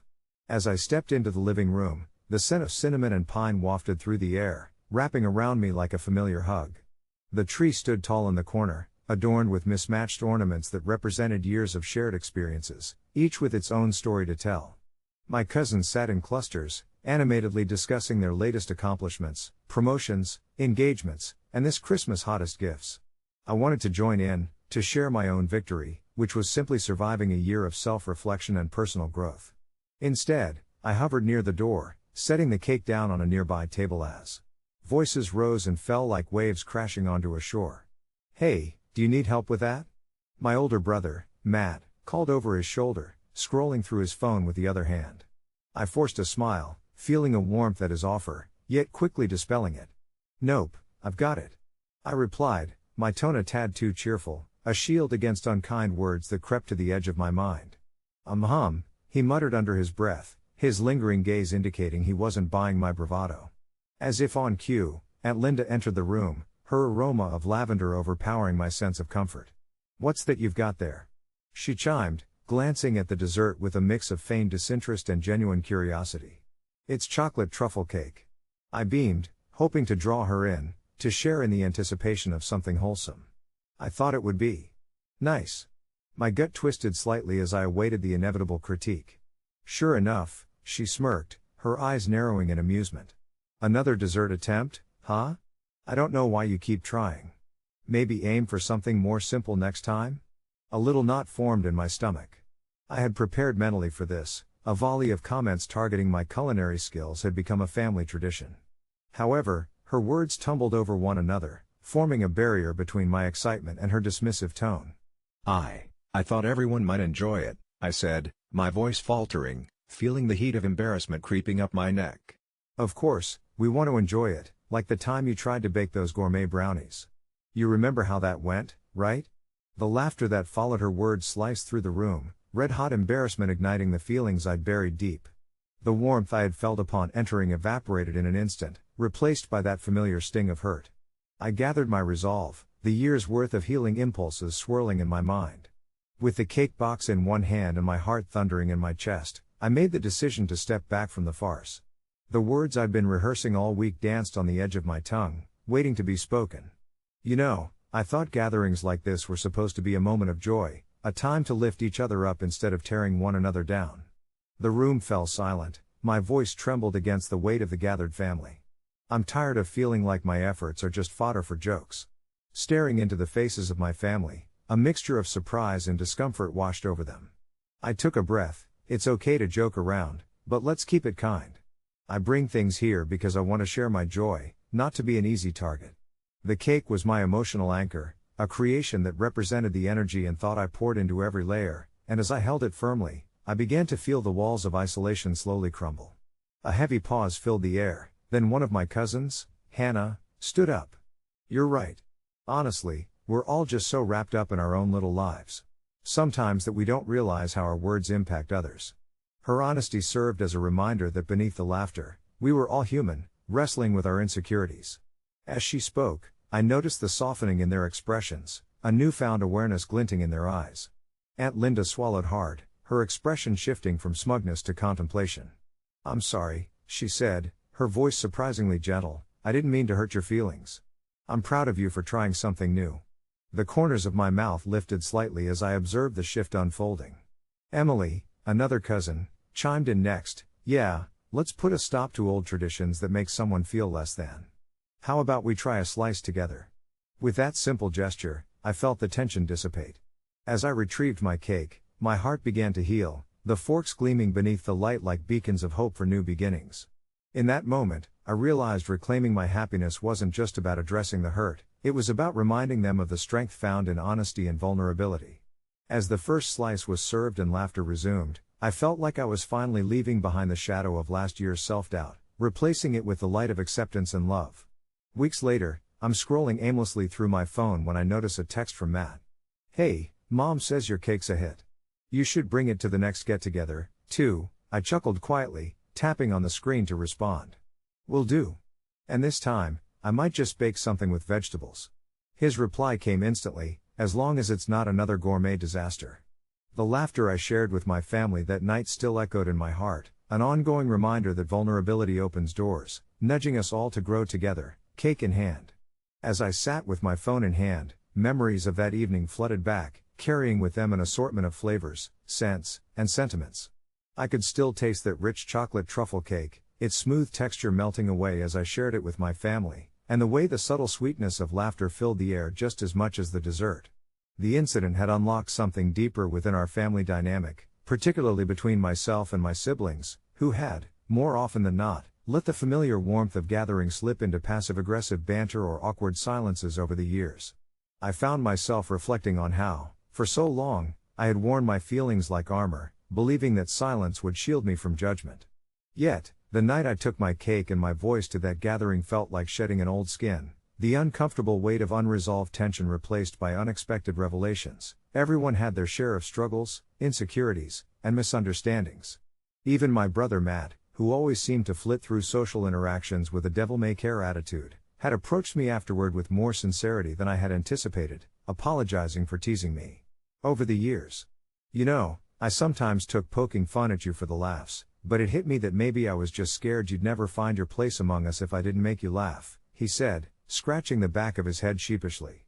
I appreciated the hidden layers beneath his light-hearted facade, and it was in that moment I realized how we all had this habit of using humor as a safety net, a distraction from exploring feelings that might seem too heavy to hold. Weeks turned into a month, and that gathering was a thread of joy woven into our complex family tapestry.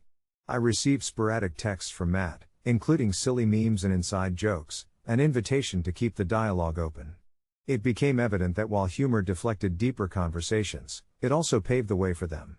We grew comfortable with these new forms of communication, intertwining laughter with the honesty I had begun to embrace. It was a dance, each step closer to connection that sent out ripples of understanding. One day, in a moment of spontaneity, I whipped up another dessert, a bright carrot cake with warm spices and a rich cream cheese frosting, reminiscent of my childhood. I decided to bring it to the next informal family barbecue, hoping to extend this bridge of vulnerability further.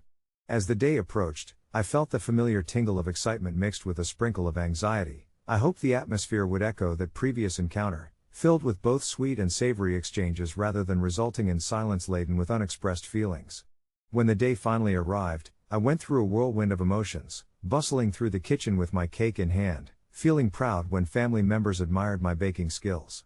But deep down, I noticed the flutter of worry creeping in as I waited for but that friends and family often added to compliments. "This one is lovely, but..."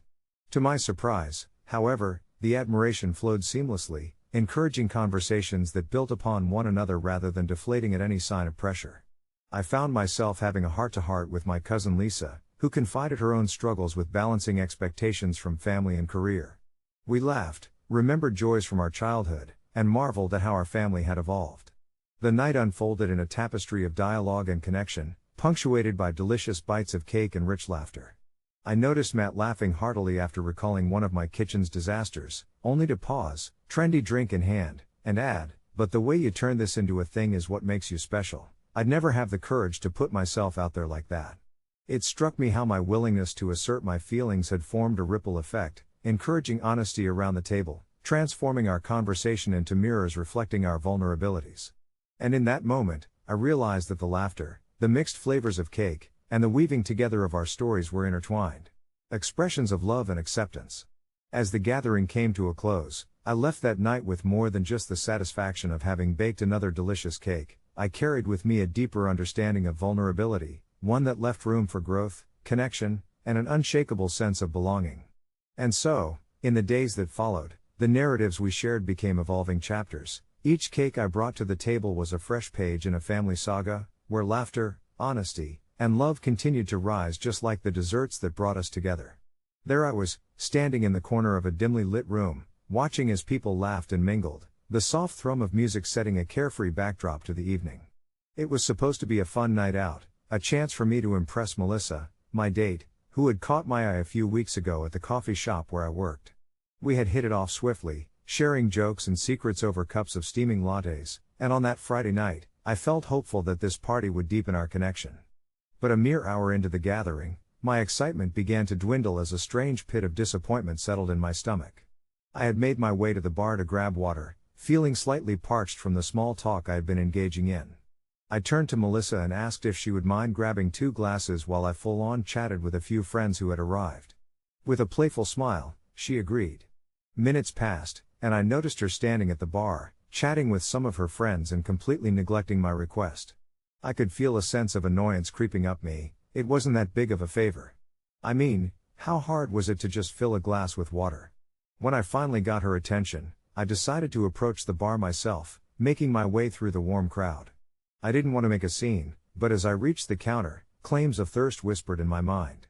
When I returned with my 2 glasses, I found her laughing with a group, her head thrown back in mirth, showing no signs of having noticed my absence. I felt a mix of irritation and frustration clashing within me. Shouldn't she have cared that I was waiting? After all, if the roles were reversed, wouldn't I have done the same for her?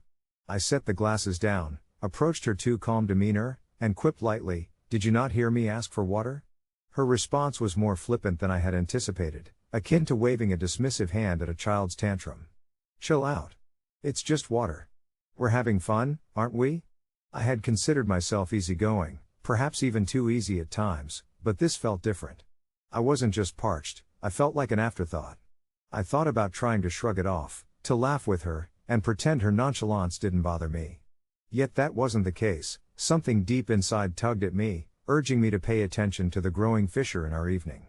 "You wouldn't want to take water to someone else, would you?" Her chuckle faded. Clearly, I had struck a nerve, but instead of a calm discussion, I was met with her raised eyebrows and a tone that meant an impending storm. I felt my stomach churn as a deeper realization set in for me. This wasn't just about water, it felt like our dynamic was revealing an underlying issue. These clues stripped the evening of all its sweetness. I stepped away from the group, indicating I needed a breather. I felt guilt wash over me. I liked her. Was I really about to let a glass of water become the reason I'd leave? After taking a moment in the rear garden, surrounded by the muted sounds of the party drifting through the open door, something shifted. I didn't want to keep fighting for her attention. It stung, but leaving felt like reclaiming a small piece of my dignity. As I walked out, I glanced back at Melissa, immersed in her laughter, oblivious, and I realized that sometimes, situations highlight the disparities in how people value one another. I felt a bittersweet relief washing over me. Deep down, I knew this wasn't a friendship destined to grow. Later that night, as I lay sprawled in my room under softly glowing fairy lights, I reflected on what happened. Maybe I wasn't the biggest villain, perhaps, it was time to revamp what I sought in relationships. Maybe my needs were simple but important, and if she couldn't meet them, or even acknowledge them, that was worth noting.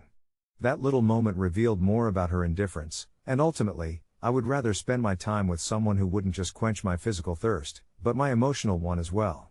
Update: a few days passed, and Melissa texted me, casually asking when we could hang out again. I considered the message, my mind aligning all the reasons to say no. Instead, I replied honestly. I mentioned that I appreciated the good times but felt like we were on different wavelengths, and perhaps it was best to part ways. To my surprise, she responded quickly, expressing mild frustration but also acceptance. "I guess we just weren't meant to be," she replied, a little too nonchalantly. I sat there staring at my phone. Yes, it was bittersweet, but it also felt liberating, like I was finally setting my own boundaries, opening up space for someone who might just care enough to hand me a glass of water when I asked for it. I set my phone down, staring blankly at the room around me, filled with the soft hues of early evening light filtering through the sheer curtains. The silence seemed thicker now, as if the air had gained weight after our exchange. I found myself reflecting not only on that last date but on that entire week, the parties I had attended, the conversations that felt more like choreographed performances than genuine connections. My heart had pangs of loneliness even amidst laughter and chatter. It was all so superficial. I cherished depth, but depth seemed harder to find. I thought about that moment at the party when all I had wanted was a simple glass of water. It felt monumental then, a test of sorts. Would he care enough to step away from his own fun for just a minute to make sure I was comfortable? But instead, I had been met with uncomfortable laughter and a flippant brush-off, The kind of casual dismissal that stung far more deeply than anyone could have anticipated. As I wandered into the kitchen to make myself a cup of tea, I caught a glimpse of my reflection in the glass of the cupboard door and winced. My eyes looked tired, a little sad.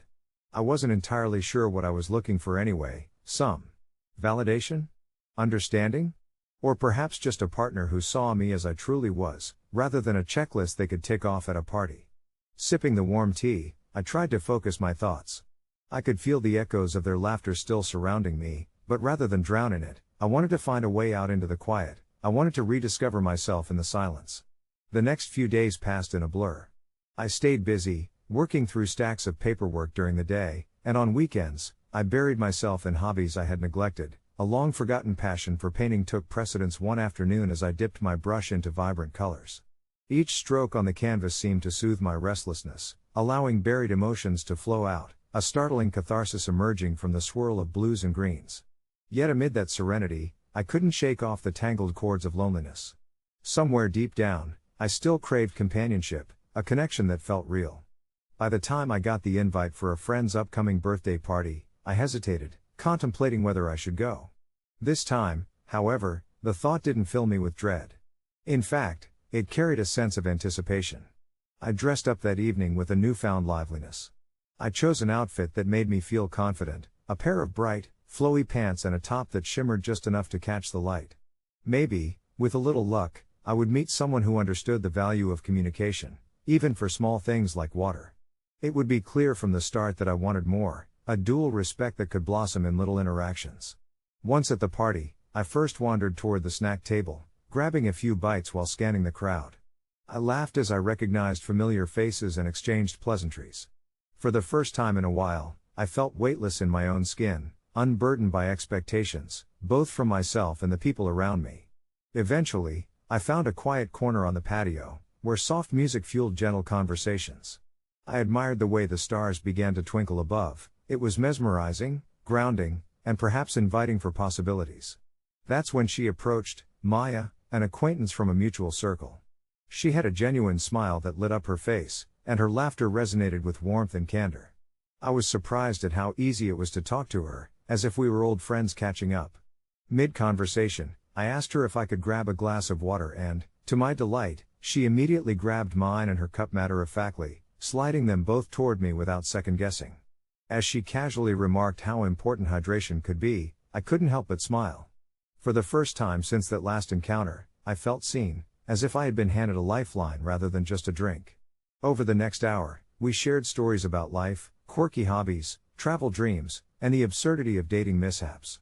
I felt my heart lightening as I realized the conversation flowed effortlessly. There was no pretense, just two people connecting over shared experiences and laughter. It didn't matter if this led anywhere romantic, it was the dialogue and the companionship that felt renewing.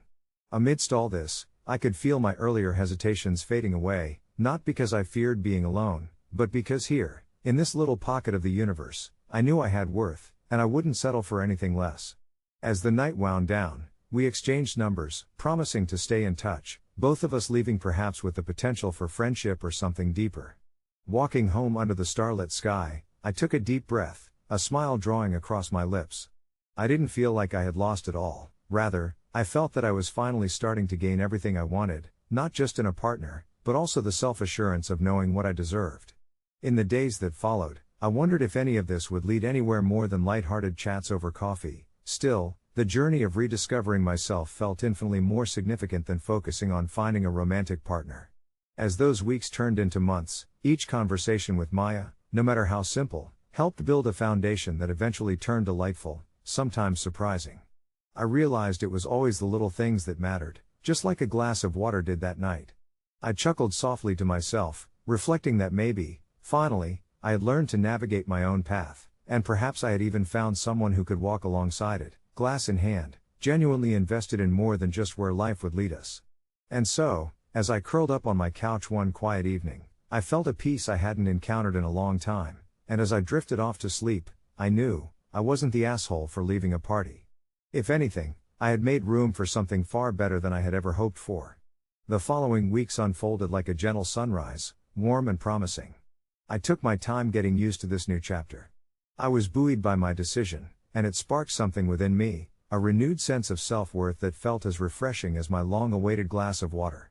I began to explore hobbies I had set aside for far too long, painting during the quiet afternoons, journaling under the naked branches of winter trees, and even experimenting with new recipes after a cold spell had made takeout an almost too recurrent theme.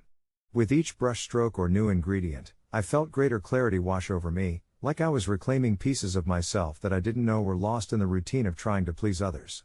Yet, while wallowing in my solitude, I found myself thinking about the deeper connections I craved. Sometimes, I'd scroll through my phone, catching snippets of conversations from my friends, discussing their heartbreaks or busy careers, which only reminded me that even in shared experiences, people saw the world so differently. It wasn't just about parties or social gatherings anymore, it was about feeling valued in the smallest acts, of someone genuinely listening to my needs.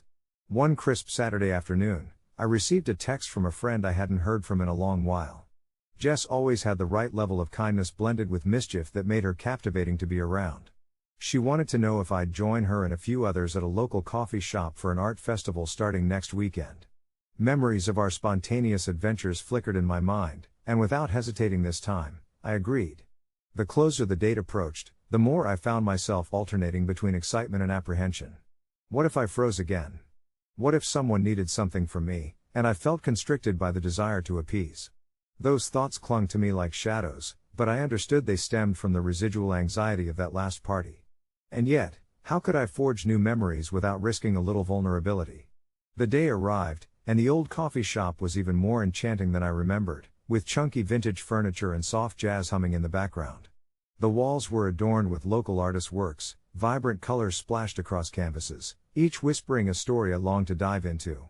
Spotting Jess was easy, her laughter cut through the bustling chatter like sunlight piercing through the trees. We greeted each other with enthusiastic hugs and lingering eye contact that reassured me we were still on the same wavelength. As our group settled in, sipping on our drinks and discussing everything from art to dreams, I found solace in belonging. There was a comfort in the laughter, and despite my earlier reservations, I discovered how liberating it felt just to be seen and heard.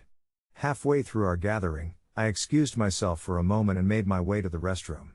Glancing in the mirror, I smoothed down my hair and took a deep breath. I realized that I had spent too long doubting my worth, afraid of facing discomfort and potential heartbreak. As I returned to the table, I couldn't help but smile.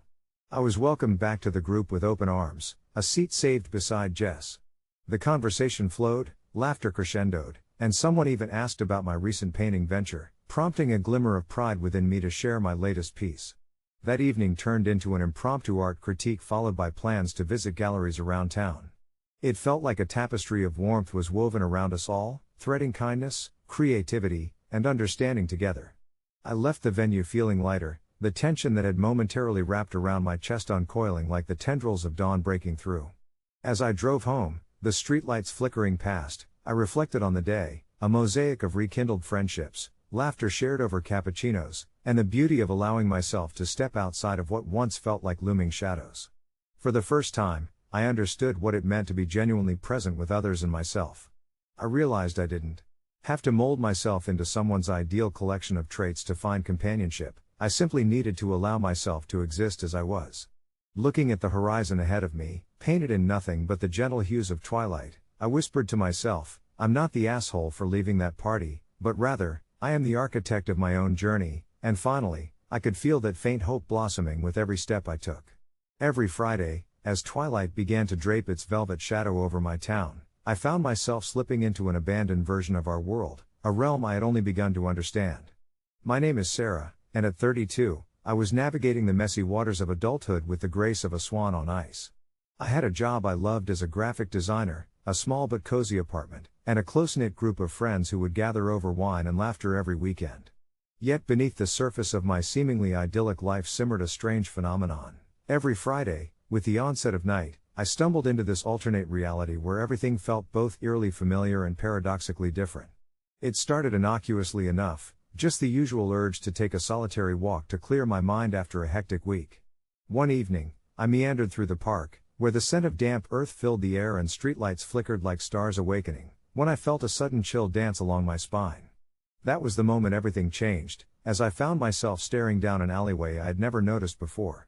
The air grew thick and heavy as I stepped inside, and what unfolded felt like a scene from a long-forgotten dream. It was a fractured mirror of our world. Skyscrapers leaned unnaturally, their windows shattered, and the streets were littered with remnants of a bustling life that once thrived. The silence was almost deafening, punctuated only by a soft whisper of wind that seemed to carry the echoes of laughter and conversations long lost. Each week, I wandered deeper, meeting shadows that mirrored my own life, shapes of people I recognized but were stuck in time. There was Jason, my ex-boyfriend, sitting forlornly on a park bench with an unreadable expression, and my childhood friend Lily, trapped in a loop of tying her shoelaces, eyes glazed and unseeing. It was agonizingly beautiful and heartbreakingly tragic all at once. Even though a part of me wanted to shake them awake, to remind them they were part of a world that moved forward, I felt an inexplicable bond with them, a sense of shared longing for what had been lost. Every encounter brought more questions than answers, and a knot of guilt lodged itself in my chest. Was I abandoning these versions of my friends?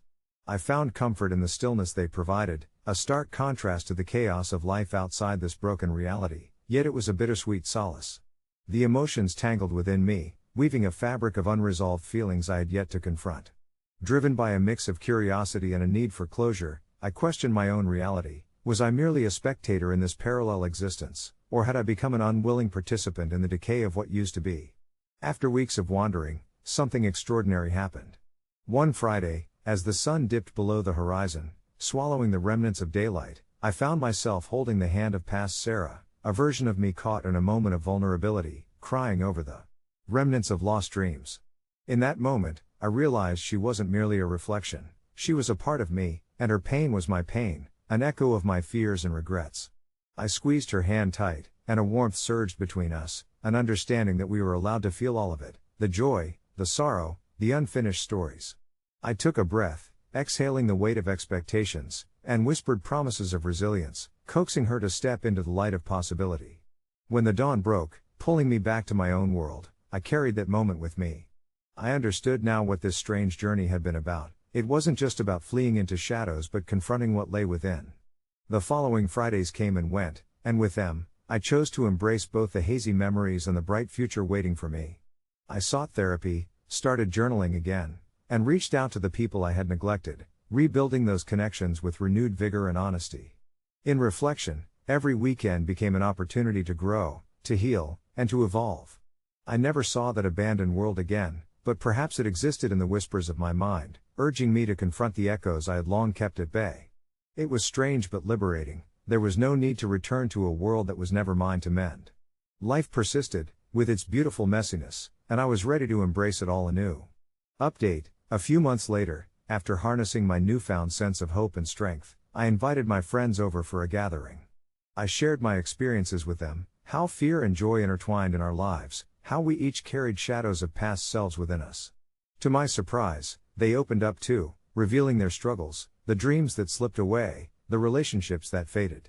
We laughed and cried together, transforming what could have been an ordinary evening into something profoundly beautiful.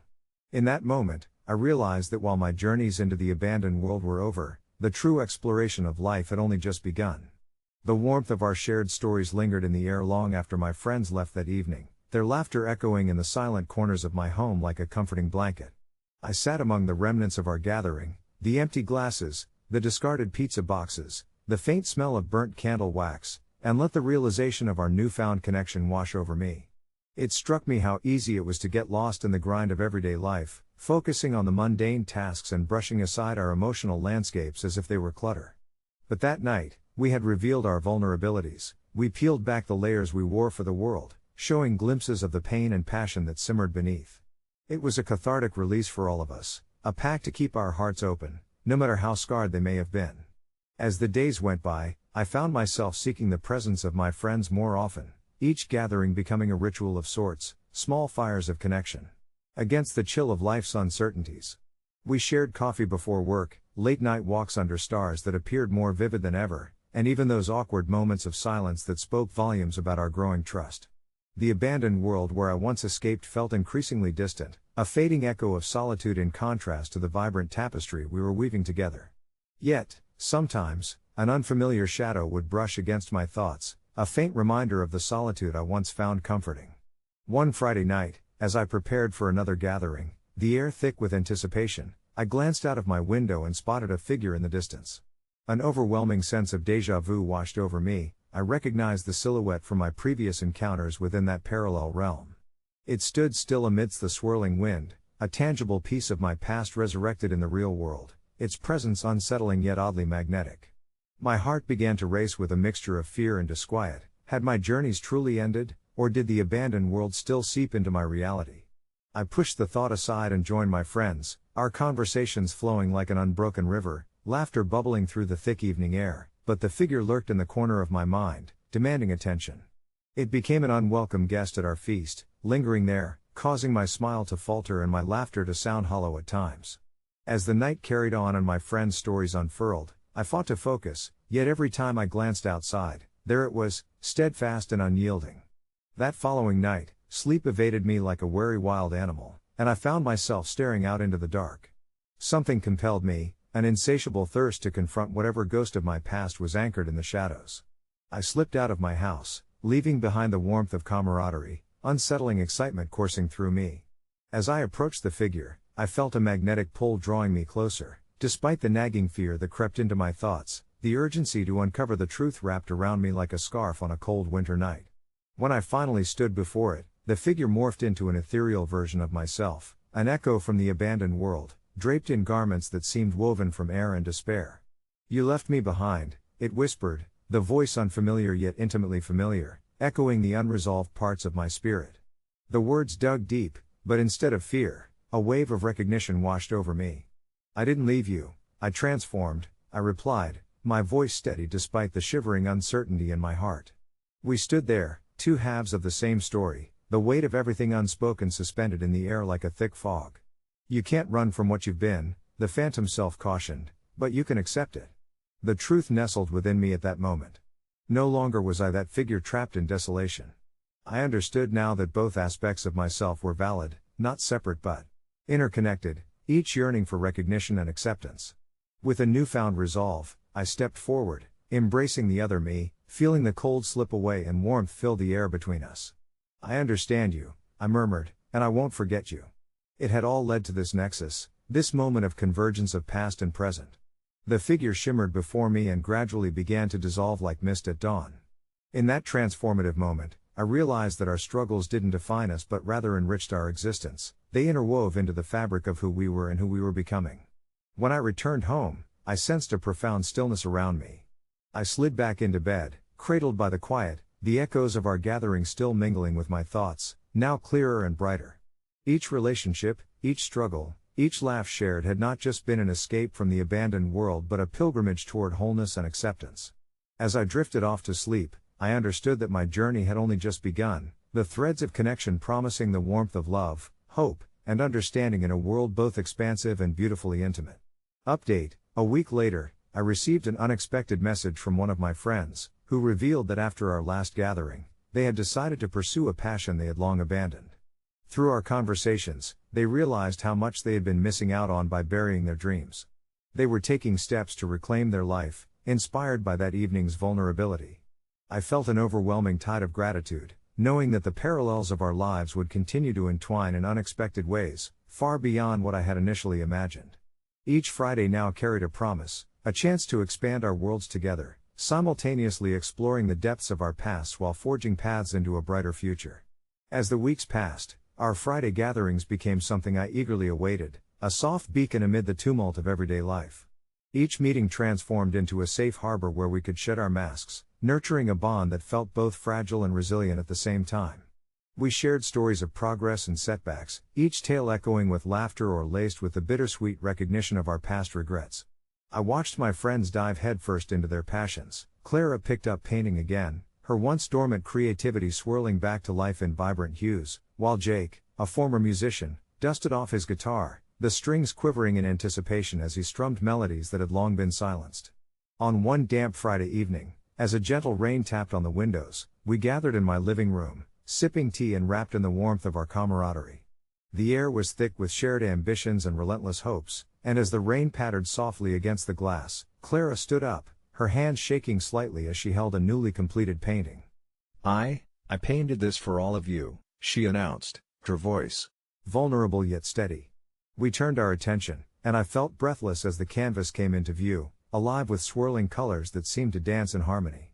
In the center of the piece stood a radiant sun, the golden rays extending outward, touching smaller images woven into the fabric of the painting, notes from a musical score, vibrant flowers in an untamed garden, and silhouetted figures embracing beneath the sky. Each element echoed our shared stories, bringing the impossible together in a dazzling display of possibility. My heart swelled as Clara shared the inspiration behind her painting, revealing it to be a tribute to our newfound resolve, a reminder that life, much like her art, was a blend of light and shadow. Each story, each contribution, tied into the greater tapestry of who we were becoming, a poignant reflection of our intertwined journey. But underneath the laughter and paint, there lurked an unspoken undercurrent. I could feel it creeping into our gatherings like the fog that sometimes settled in the valley, a lingering fear that perhaps this sense of rebirth was all too fragile, that the momentum we'd built might slip through our fingers like grains of sand. So, that night, as we wrapped up our discussions and prepared to bid each other farewell amid hugs and promises to return, I decided to let my anxious thoughts spill out. What if this all goes away? I asked, the weight of apprehension evident in my voice. What if we lose this spark? Silence enveloped the room, a collective breath held tight, until Jake broke it, his expression earnest. But what if we don't? What if we just make it a part of our lives, weave it into everything we do? It's worth the risk, isn't it? His words resonated within me, filling the space with an understanding that while the fear of change was a valid one, the courage to embrace it was something we all shared now. Our paths would not always be straight, and we would face obstacles ahead, but we had each other, the threads of our stories now woven together in ways that felt indelible. In the weeks that followed, we established a routine, a cycle of inspiration that pushed us beyond mere discussion. Clara organized a mini art show displaying her work inspired by our gatherings, and Jake penned lyrics for a song that captured the emotional essence of our shared journey. I struggled, too, dipping my toes into writing for the first time, words spilling onto the page as I explored the shadows I once thought were too dark to face. We became a collective of dreams, a sounding board for support, where failure became a learning tool rather than a conclusion. Yet, each Friday, there was still the nagging thought in the back of my mind, would this last? What would happen when life interjected and we found ourselves distanced again? One night, amid songs and artwork, Clara shared something that shook the very core of my worry. She reminded us that our relationships, those threads that connected us, might stretch, but they would never break. The vulnerability we had forged would allow our paths to remain intertwined, even during hard times. I pondered her words deeply as the weeks rolled by, the thoughts spinning like a top in my mind as I observed the changes in all of us. While life wasn't linear, perhaps the connections we built could guide us through its winding paths. Then, one crisp evening, as the trees outside began to shed their leaves in a vivid mosaic of color, so too did we shed our old selves, admitting the depth of our fears and joys. With every shared meal, every laugh, and the tears that sometimes fell freely, we started to understand that vulnerability was not a weakness but a wellspring of strength. By trusting each other with our truths, we created an unassailable support network, each of us vowing to cling tightly to the hope that had begun to unfurl within. As autumn painted our town in shades of rust and gold, I no longer feared that the world we had built would crumble. Instead, I welcomed it with an open heart, understanding that the beauty of our bond lay not just in what we shared, but in the promise of becoming, of growing and changing together. As I looked around our circle, illuminated by the warm glow of soft candlelight, I felt a calmness settle over me. The Fridays were no longer a way to escape into the past, they had grown into a celebration of our present and the radiant future we were all learning to embrace. And as I let out a soft breath, the words of our lives merging into one symphony of resilience echoed in my mind. This was only the beginning. Update, as a final note, I want to share something unexpected that emerged as we continued this journey together. Jake approached me last Friday, excitement shimmering in his eyes, and revealed that he had been writing pieces not just for himself, but for a new collaboration. He mentioned that he was planning to form a band, pulling Clara and me into the mix. The idea of sharing our stories through music and art on an even larger stage frightened me, but looking at the smiles of Clara and Jake ignited something within me, a spark of possibility. So here we are, a week later. I've agreed to join them, taking on the challenge of writing lyrics alongside Jake. The fear remains, but now, more than ever, I recognize the importance of stepping out of my comfort zone. I am ready to explore life's mysteries, both on that canvas and in those melodies. I breathe a little deeper as I consider what lies ahead, whatever it may be. I know it will be an adventure worth sharing, as we continue to shape our own beautiful, abandoned world together.